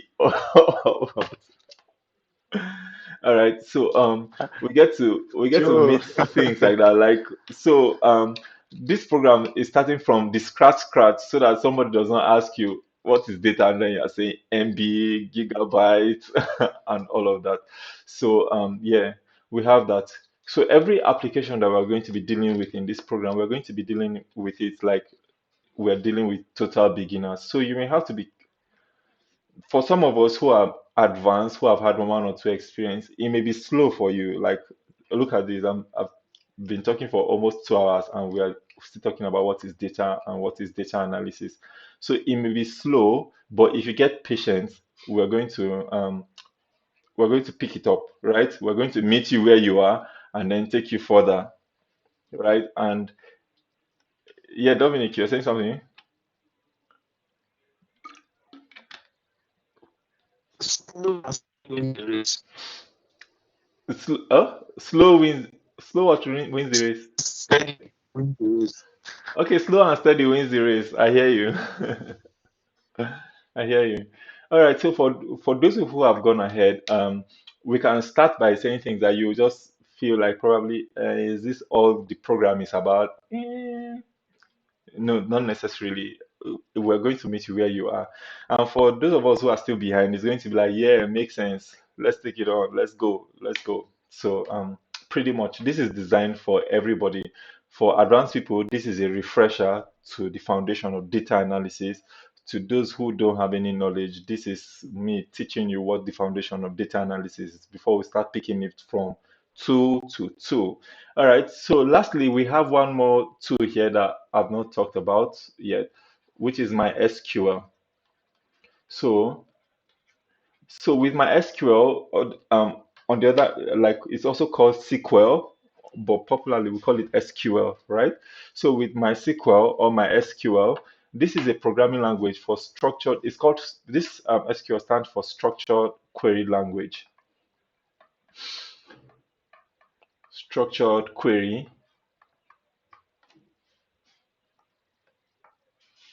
Then we have language here. So yeah. All right, that's what SQL stands for. So this is a programming language for analyzing structured data. So companies like Oracle, IBM, Microsoft, of course, before Google and all of that, all of these companies, even Amazon too, they are all cloud service providers. So by cloud service providers, there are people that have large companies with huge amount of storage space that they sell or they rent out. Do you get to people? For instance, now usually before getting storage space used to be like I have 16 gig memory card. I want to buy 32 gig memory card. And then when your 32 gig is full, you're like, I want to buy 64 gig memory card. That's how it used to be prior to now. But now, I don't think, except, I don't know, has anyone bought memory card recently here, please? No, I'm not certain. Yes, sir. Oh, congratulations.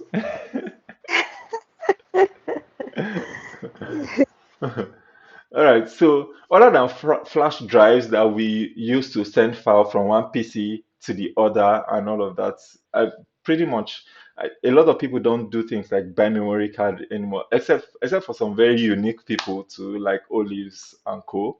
that buy memory card. All right. But the point is, a lot of companies, since they store their data on cloud storage and all of that, you may need to understand this programming language or this language to be able to pull out or retrieve your data from that cloud anytime you need it for analysis. And because it's safe and cheap, a lot of companies would rather rent space on cloud to store their data in automatically. Let me ask you this question. Do you know websites are hosted? By hosted, I mean that do you know that there's, in a layman's way, there's a PC, like a website is like a PC, like a laptop, where a lot of people can connect directly to it and pull out any information from it. So it's this way that I can host my website on my laptop. Do you understand? So it means that wherever you are, if I give you the address to my website, if you log into my website, what you have automatically done through your computer or your phones is that you have also logged into my laptop. So whatever I have on my laptop, desktop, whatever is on my laptop, all the files on my laptop, you have access to it. Do you understand that concept? That's like how that's like the concept of websites, right? So websites are hosted. So it means that anytime you hear things like a website is down, blah blah blah, this and that, it can be likened to saying that my laptop is down and you can't access it because it's shut down. Because for you to be able to access my laptop to pull out any information from your own laptop, my laptop needs to be on and running. So it means that it also means that you can have your own website and connect it to your laptop and host it on your laptop. So your laptop is going to run with the speed of your RAM and your processor, and it's going to store data according to the size of your hard disk on your laptop. That's how website also work. But because we need websites to work 247, rather than host it on our laptop where NEPA can just take lights and anything can happen, we would rather host websites on cloud where 247 is up and running and network is connected. So a lot of companies provide these services, right?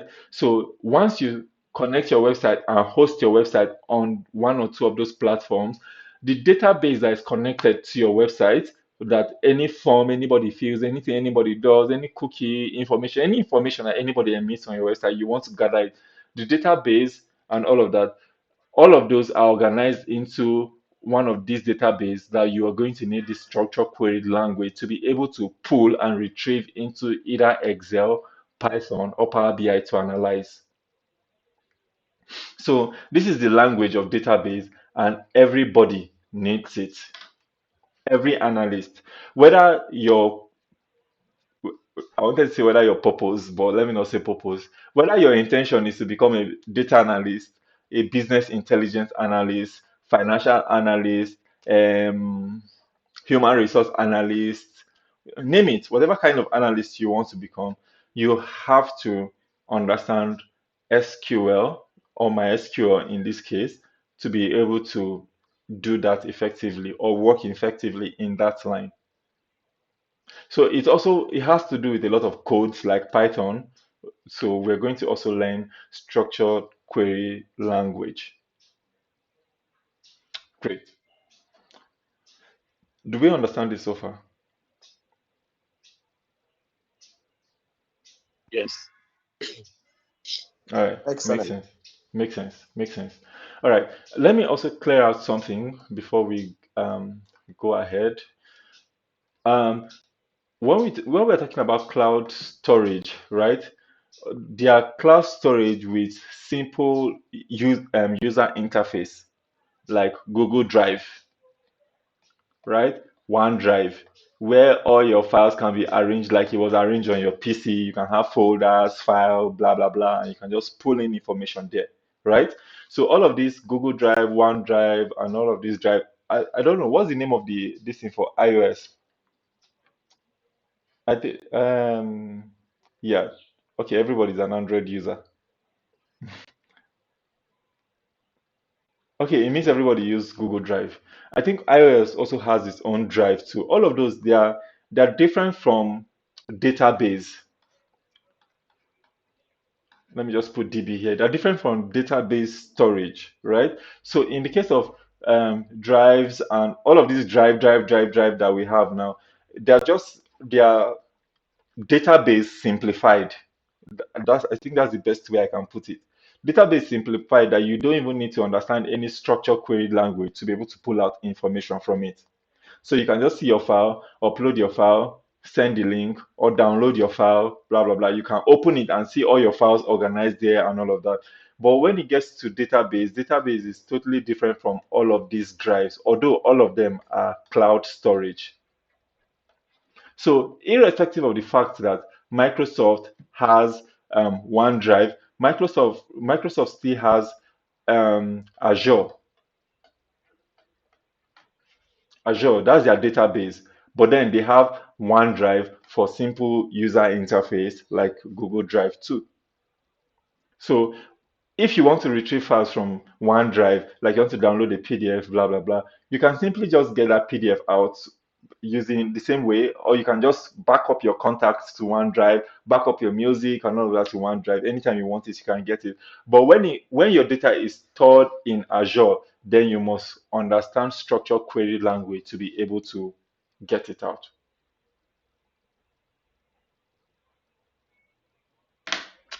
All right, great.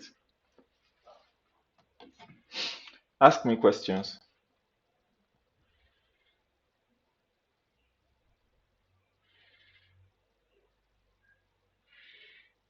Can you hear me? Yeah, I can hear you, Sorry, sir.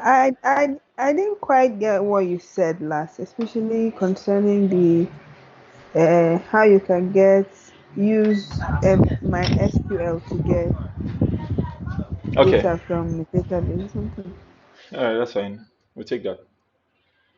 Mr. Dominic, you're about to say something. Yeah, it's a question too. I wanted to ask, drawing from the last your last statement that for one to get is it data from Azure, you have to understand the structured language or something. I don't get. But my Yeah. question is now the programming language, is it that important for whatever kind of storage one needs? I don't know whether you understand my question. Okay. I don't think I understand your last question. If it's important or something. Yes, you talk about that the programming language is important and Mm-hmm. then making reference to Azure. So my question now is this. Now, if we have Azure and then maybe Okay. we'll have other um what's it called now? Is it cloud or data Yeah. storage? Yeah. I don't understand. Yes. So now my question is the understanding the programming language, does it give you access to either any of the storage, be it Azure or what have you? That's my question. Okay. I'm going to try to answer your question. I think I understand what you're trying to say, but if I after my answer, it's that's not the question you're asking. You should have maybe figured out better ways to ask the question. But then I think I understand your question. Okay. Yeah. All right. So let's take a look at this now. So here,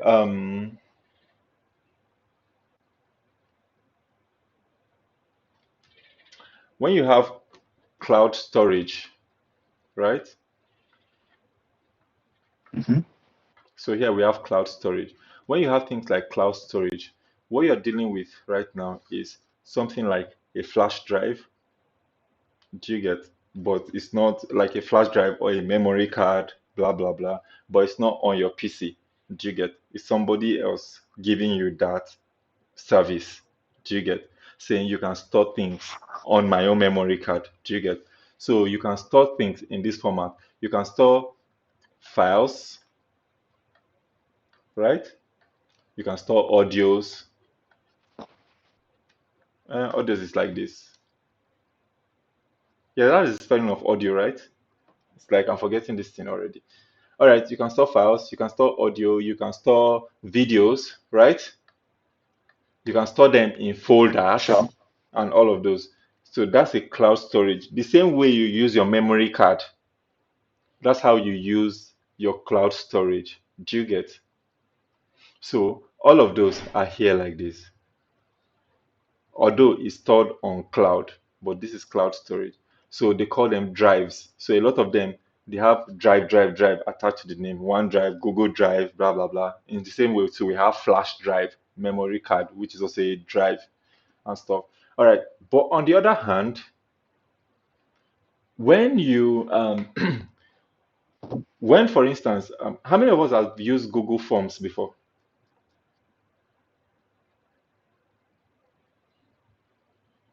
How many of us Sure. have used? Okay, you've used Google Form, right? Yes. Great. So when you are using Google Form and all of that, when people fill that form, that Google form that you're giving, or that survey that you've given, and all of that, the information is not, the information goes directly to an Excel sheet, which is a spreadsheet, right? So if Yes. you, yeah, so it's stored in rows and columns. It's stored like it's stored in fragment inside columns and all of that and rows inside a spreadsheet. It's not stored as audio, except if you ask them to attach a file, maybe like attach your CV and all of those. Do you get? If they're attaching a file, of course, that one is a different case entirely. If they attach a file, it's going to go directly to your drive. Are we together? But then if they fill in information Yeah. in text format or in numbers format, like they're giving their emails, their names, their age, date of birth, blah, blah, blah, all of those are stored in a spreadsheet. But because Google has a service called Google Sheets, right? You are able to handle that spreadsheet inside an Excel sheet. Do you get, and all of that? And then save it out as maybe an Excel sheet or PDF or document. But then you're able to download this as a document into a drive. Let me look for another example. I'm not sure a lot of us have worked with. I'm not sure a lot of us have worked with Google Forms. Let me see.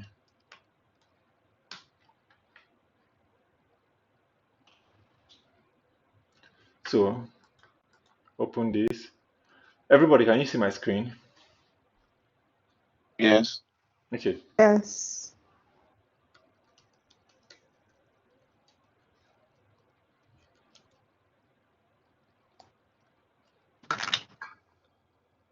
Let me populate this number.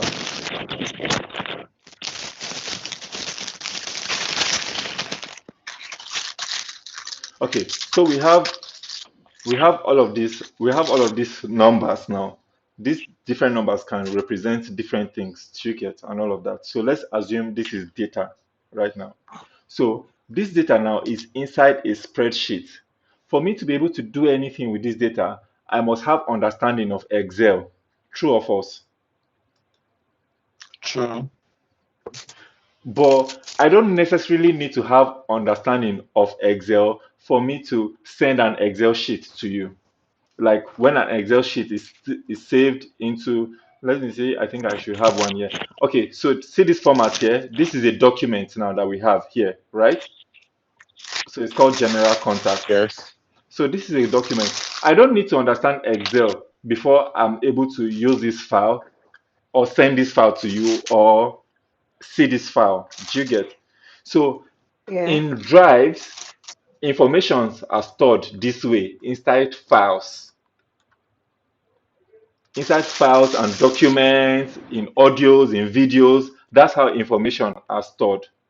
But then in cloud storage is the content, information are stored by content. So the content of that document now is what is stored inside cloud storage.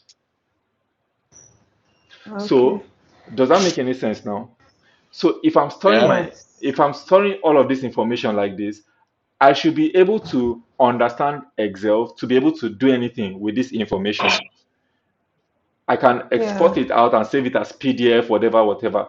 But once we convert this to any type of document or file that we mentioned earlier, we said file, inside file we have PDF, blah blah blah. We can store things as audio, this and that, and all of that. Once it's in that format and all of that, we get to store it in Drive. But when it's not in that format, when it's just raw information like this, they are stored in spreadsheets. So for you to do anything on spreadsheet, you need to understand Excel. In the same way, on my SQL database, this is how data is stored, just like the way you're saying it on spreadsheets right now. Rows and column in fragments, everybody's input is there. So for you to be able to do anything with it there, you need to understand my SQL. But if it's on a drive, it's going to be stored this way as a document. So I don't know if you understand what I'm trying to say, but pretty much I think that's Yeah. like it. Answered. Yeah. Yeah. So this is spreadsheet. Where's my home? This is spreadsheet. This is documents. So this is how data is stored in Excel, sorry, in databases. They are stored as spreadsheet, but you can compile all of this data together and store it in a document by saving it. So one that compiled format can be stored in a drive, but in its defragmented or raw state or uncompiled state, it is stored in a spreadsheet. So that's how databases work too. So compiled files are in drives, uncompiled files are in databases. For you to be able to retrieve uncompiled files and then compile it together into a file, you need to be able to understand the how to navigate the database or understand the language of the database. In the same way, for me to be able to compile all of this into a document, I should be able to use Excel at least to be able to save it as Excel.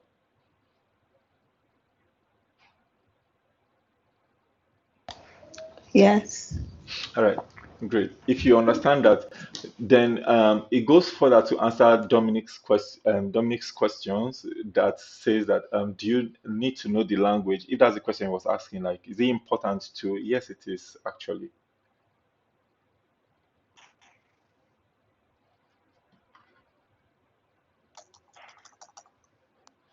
All right. Um, Dominic, did I answer your question, please? Yes, you did. Okay, great. So, do we have any other question here?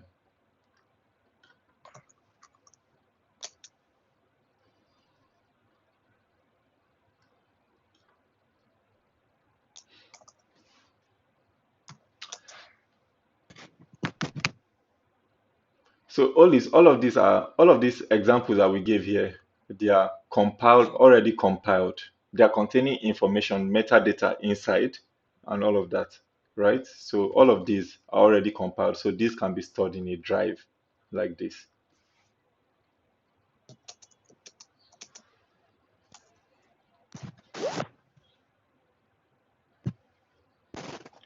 All right, any other question before I ask us questions, please?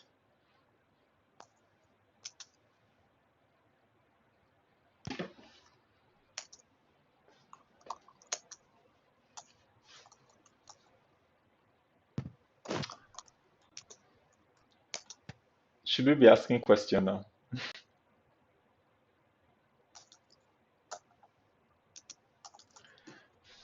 Hmm. All right, I guess I should be asking questions. Question number one, drum roll, please.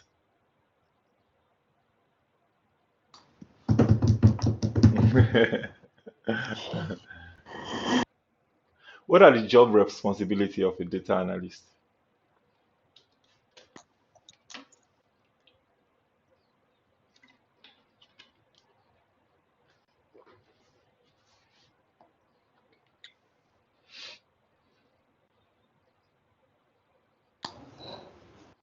Processed information.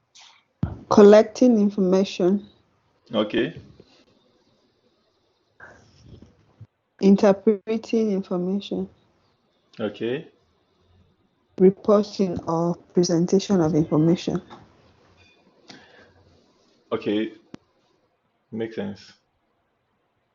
So we said collecting, processing, analyzing. Nobody mentioned analyzing though, but analyzing and interpreting, then reporting.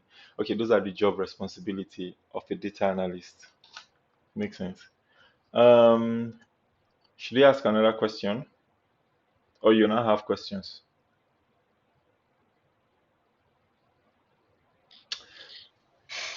So my question right now is going to be this, and then everybody is going to speak, and then we're going to end the meeting for today.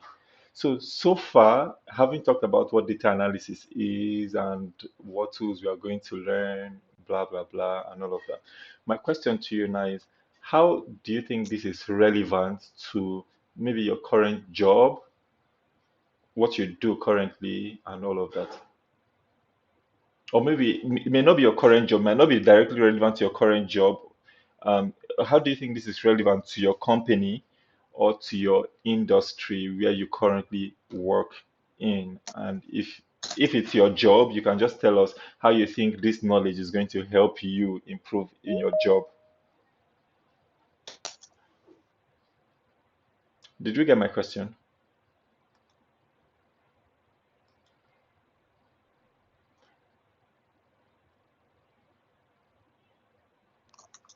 Hello?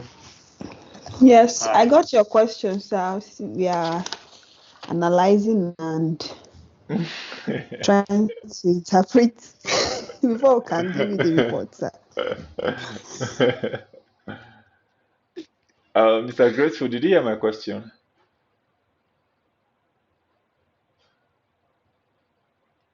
Mr. Grateful, did you hear my question?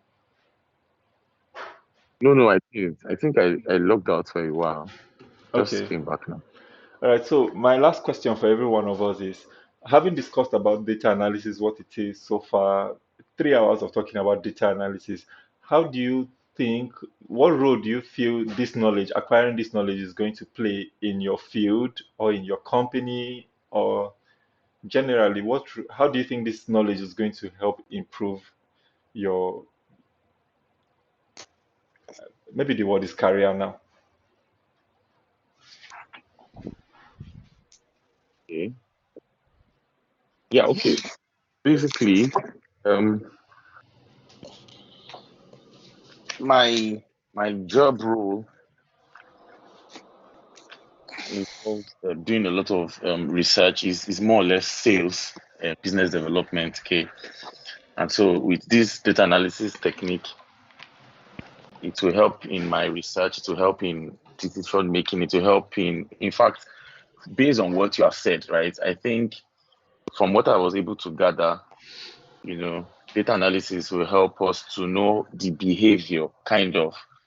You can predict people's behavior based on how, they are, how they, you can predict their behavior and also know what they like, based on how they interact with your product, online. So this will help in giving my customers or my clients, an experience that is unique to them based on an understanding of how they behave generally, Hmm. online. I think this is one way to impact on my job. All right, makes sense. Makes sense. All right, so who is going next? Olives, you're raising your hands. Are you done analyzing? Well, not yet, sir. This was long time ago, the raising of hand. Okay. This one is old hand. Yes, sir. Okay, that's fine. Okay, who is going next?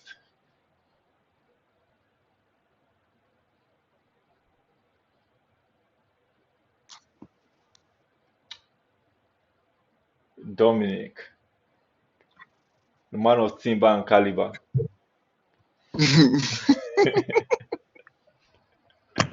We're listening to you, I'm sir. flabbergasted.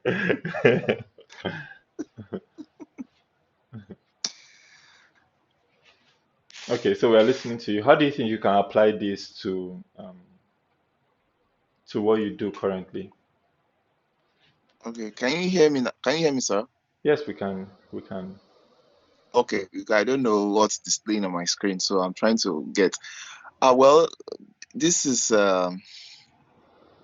To answer the question, at the moment I'm not engaged, but to kind of give a prospect Okay. to kind of career line, I'm looking at be a policymaker, work with government parastatals.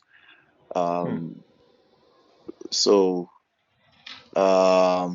probably looking at government policies, Hmm. how government policies have been able to make impact, whether meaningful impact or negative impact on society. So, and I believe that using data analysis skills will help me go a long way to be relevant in the future prospect of career. Okay, makes sense. Makes sense. Makes sense. Just to add to that, I think there was a time somewhere around last year when campaigns were very hot for presidential elections and all of that. I think there was a time that BAT was um, employing the service of data analysts and data scientists. Yeah, I don't know if we heard about it, but I heard about it. He was Yes, employing, yes, yeah, yes, I heard yes, about it. He yes. was employing the service of data analysts and data scientists for election. Yes. So, dude really did his homework.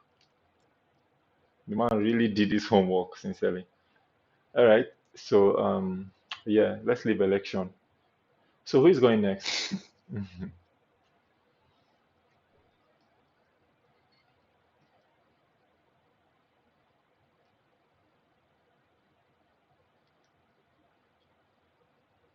Why is everybody coming now?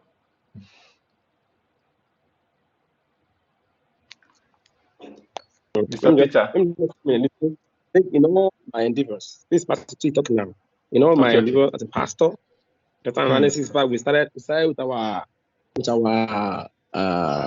collection of information or data from the church last Sunday when I told Dicky, one of my pastors, to open up this Google Forms to see how we can Great. have all our data captured in the cloud, whereby at any given time we can fetch them out and analyze and appraise and promote. Promote Great. exactly. Promotion is very key. So we can True, encourage those true. people who are dormant and start to work.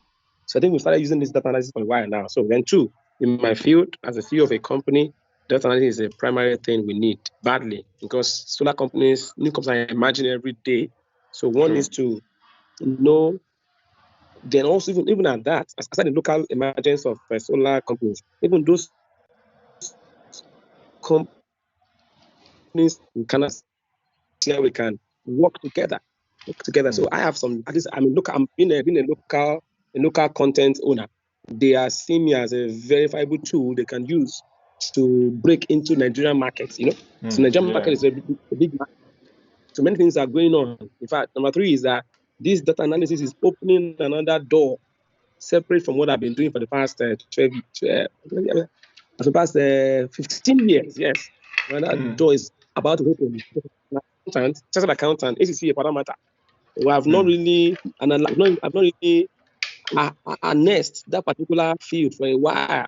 15 years now, Wow. I've been working in solar industry. 15 years. So it's now that the cloud call has been rang in my eardrum that we need to Wow. start cashing out good monies from that market. In fact, I'm excited about this data analysis for the past 1 month now. I began my That's true. training with him, with Mr. Matthew. Honestly, every day I look forward to the next class. So That's true. those who are not seriously, please take it seriously. I'm telling you, sir. In spite of my qualifications, MBA, masters, blah blah, I'm as useless as anything if I don't have data analysis. So Mm, it's very key. Everybody needs us. Everybody, the doctor needs us. The mechanic out there needs us. The surgeon needs us. The lawyer needs us. Everyone, politicians need us. So we must take over. Operation Hmm. take over. God will help. mm. Hmm. Thank you so much. Thank you very much, sir. Thank you very much, sir. There's nothing as there's nothing as motivating um as seeing your elder self talk to your to you today. Like when you see somebody that you want to be like, and then the person comes back and says, "See, I've gone to the future. I'm back now. I'm telling you this thing you're doing is important." It's very motivating. So yeah, thank you very much, Pastor T. Thank you, sir. Yes, sir. Bro Peter, electrical electronics. Sorry, electrical engineering.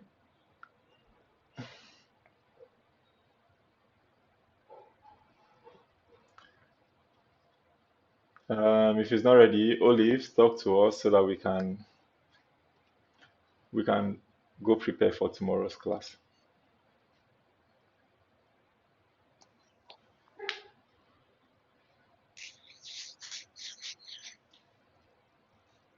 Olives, Are you done analyzing Sir, now? Are you are you done analyzing? uh, well, for me, where I work currently, it's a group of companies, right? So we are Okay. into several things. There are several arms to the company. So I think this would help me to, you know, uh, is it analyze and also know exactly which of these arms is really bringing in more what's it called, and where the company should channel more energy to, and where we should try to bring in more balance to the company that should be the focal point at a particular time and all of that. I am still processing it, like I said, but I Okay, think that's it's it. going to really help. Yeah, that makes Yes. sense. That's okay. That's okay. All right. I'm not sure Peter is with us. Is Mr. Emeka with us? Oh, great. Peter is here. Yes, I'm here. Okay. Can you, can you hear me? Yes, I can hear you. Yes, we can hear you, sir. That's all right. First of all, I want to say thank you for such an opportunity. Okay, as a business person, and that's a yeah, let me just use that. As a business person, data analysis based on these ones I've learned now so far. I think let me use business then. Data, the businessman is money. Because the more data you have, the more customer you have, the more you know about them, the more money you get from them. True. So if so, the more I understand it now, the more I want to learn it more because it will help me to know the area, what and what goods to bring to the shop, what and what area to focus more, how to go about bringing back the customers I used to have that are no longer coming, maybe because of one thing that I'm not aware of. Through data analysis, collection of data, interpretation, processing, I'll get to know which area I have not actually been acting very well or functioning in order to get this because the money I need is in their pocket. So the more I need them, the more I get this money. So the more I like what they want, their needs, the more they give me. So I believe through this lesson today, I've actually learned a lot and I'm very grateful for the opportunity. Thank you, sir. You're welcome. It's good to know that your money is inside somebody's pocket. All right. Mr. That's true. Emeka, Mr. Emeka, are you with us, please?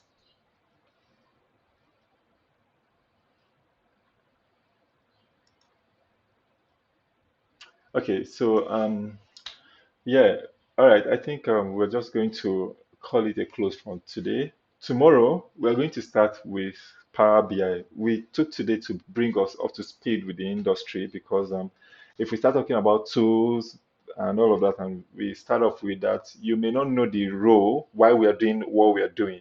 Do you get? So now that you have a general picture of what the industry is like and the potential it is, now at least you have a why. So tomorrow we're going to start learning Power BI. Um, for those of us that the drive is closed, so it has to be somebody like I didn't make the link for the drive open because I wanted some control, right? So for those of us that try to open the files on the drive, I got a notification to approve your to grant you access to the drive. So I've done for some, checking the email now, some other people still need access. So I'm going to grant you all access to the drive. In the drive, I already have dropped some documents. So you most likely will find, let me see, let's see that drive. If you can still see my screen, so we'll find it here. Can we all still see my screen, please? Yes, sir. Yes.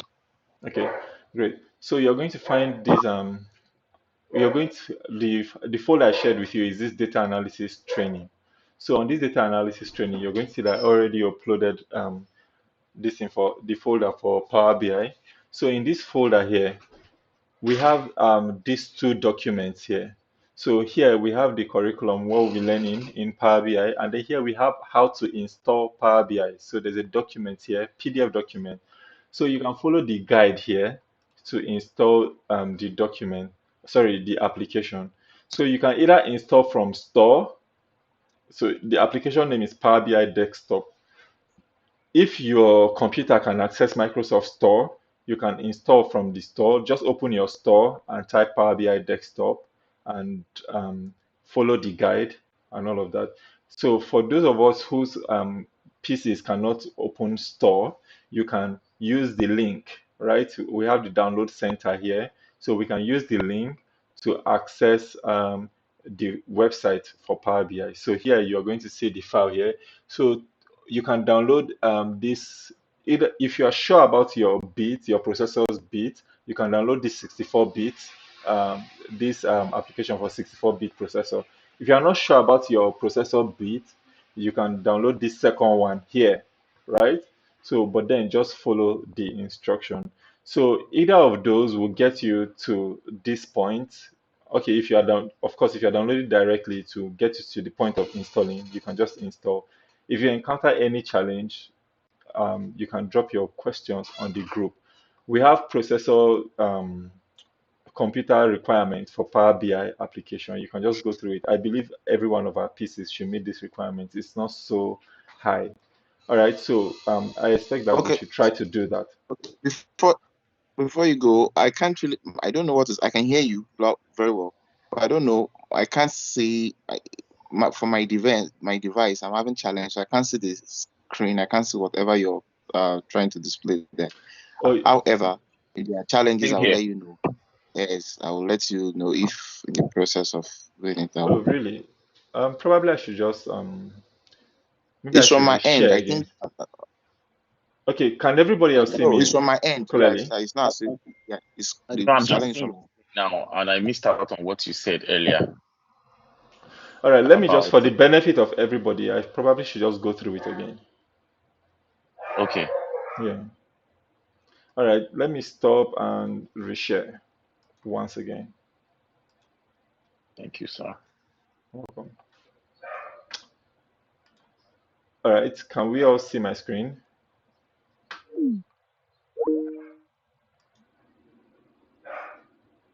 Oops.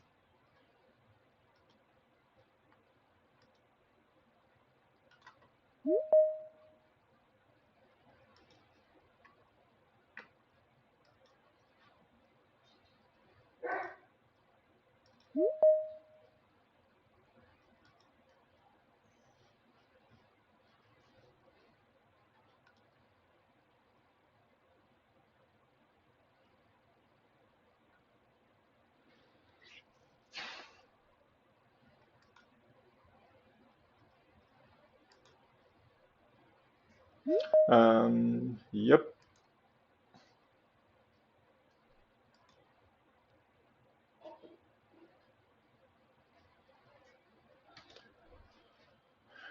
Okay. Okay, so I think other people are still on their way coming, but I'm just going to start.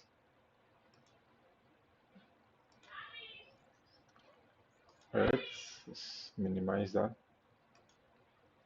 All right, so I was giving us a walk through our drive, right? So in the drive, there's a Power BI folder. So what I said is there's a document here. Can you hear me, please? Yes. Yes, yes, Okay, great. can All hear you right. clearly. Yeah. So there's a document here for the curriculum. Those are the courses we are going to cover within Power BI. And then there's a document for how to install Power BI.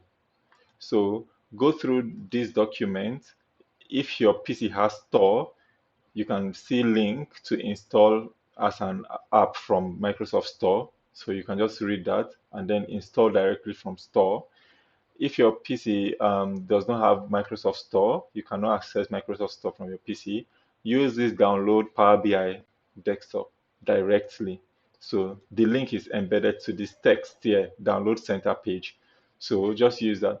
So I said if you're sure your PC is 64-bit, download the first one. If you're unsure of that, whether your PC is 64-bit or not, you can download the second one and then just install it in preparation for tomorrow's class. Okay. Yeah. So I believe that's clear now. If you encounter any Yes, it challenge, is. just drop it. Just drop your questions on the group. So here on this data prep folder, also, please everybody download the files in this data prep folder before tomorrow. Okay. Okay, Yeah, sir. yeah. Just download the whole of this folder. Just download it. It's data prep. So we're going to be using those files to learn data transformations and other things. We'll be using those files to learn them. And then here we have readings, of course. We have Power BI readings. So I've already numbered them. We have number one, introduction to Microsoft data analysis. We have number two, overview of data analysis. We've discussed some of the things there, but please go through it again. And then we have roles in data analysis, a document attached there. And then we also have the task of a data analyst, right? So all of these are for your readings. As we keep progressing, I'll keep putting up new things in Power BI for readings. We all know that these programs is just weekends, Saturdays and Sundays. So nobody is bugging you from Mondays down to Friday. So please, within Monday down to Friday, even if it's 30 minutes daily, take your time to go through any of these documents. You get in the same order that we've numbered them, 1, 2, 3, 4. Just go through them. They are short documents. None of it is more than 5 page. So just read. This is like this now is about 2 page or so. Okay, 4 pages. Sorry. So just try, go through it. There are images inside, so it's not too much. So just read as much as you can. We'll keep putting up materials to read there. So inside the folder. So that's inside the folder for your readings, right? So, yep. And then lastly, for our class recordings, we're going to be dropping our recordings inside the class recording folders, right? So you can also go back to any class. As of today, although there were some upgrades yesterday when I was setting up the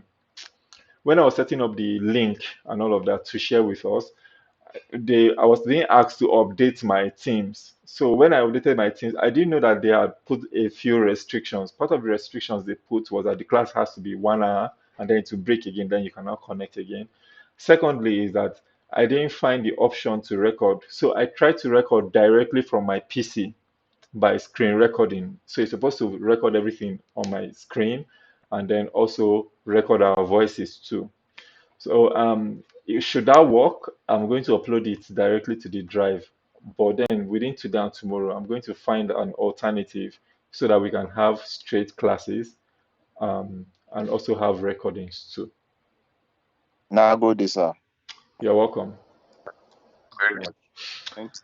Lastly, I'm going to also say that please, this program, I know that a lot of us are looking forward to maybe next session, next this, and all of that. This program is on a 50% discount based on council and all of that.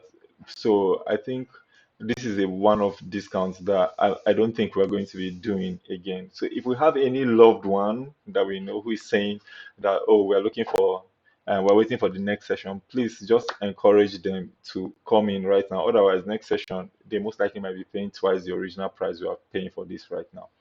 So please just help, talk to anybody that you can talk to.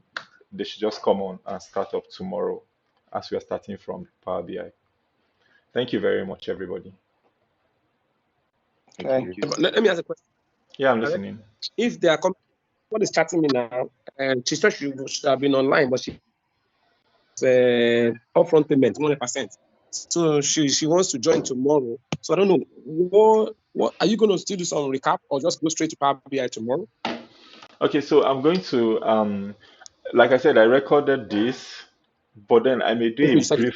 I may do a brief recap, but they will have access to this. If they don't have access to this, I'm going to make a video to go through this, what is Power BI, what is data that we've done out today. So I'm just going to make a brief video and also drop it. So whoever is coming to start up tomorrow is safe. That means then can I ask a question? Can I'm you listening, sir. also drop the link to the drive, Abi, to in our WhatsApp group, Abi? Yes, sir. Yes, the link to the So drive can is on the WhatsApp group. It's on the WhatsApp group. oh that's Yes, sir. okay, all right. Now Yes, now sir. good. Thank you very much, sir. But she will Yes, sir. first. Thank you. All right. Then I also have all my daughters in the Lord too. She's coming in from UK. She wants to also join. So I've told her the same thing. She will also chat you as well. Okay, no problem, sir. Thank you very much, sir. Yes, Bye, sir. sir. Thank you. Yes, sir. All right. Bye. Thank you, everybody. Have a lovely weekend. See you tomorrow at 2 o'clock, 2 p.m., 2 to 5 p.m., and we'll be good. Yes, sir. Yeah. Thank you. Have a good day, Thank sir. you. Bye. Yeah. Thank you. Thank you all. Thank you, sir. Yeah.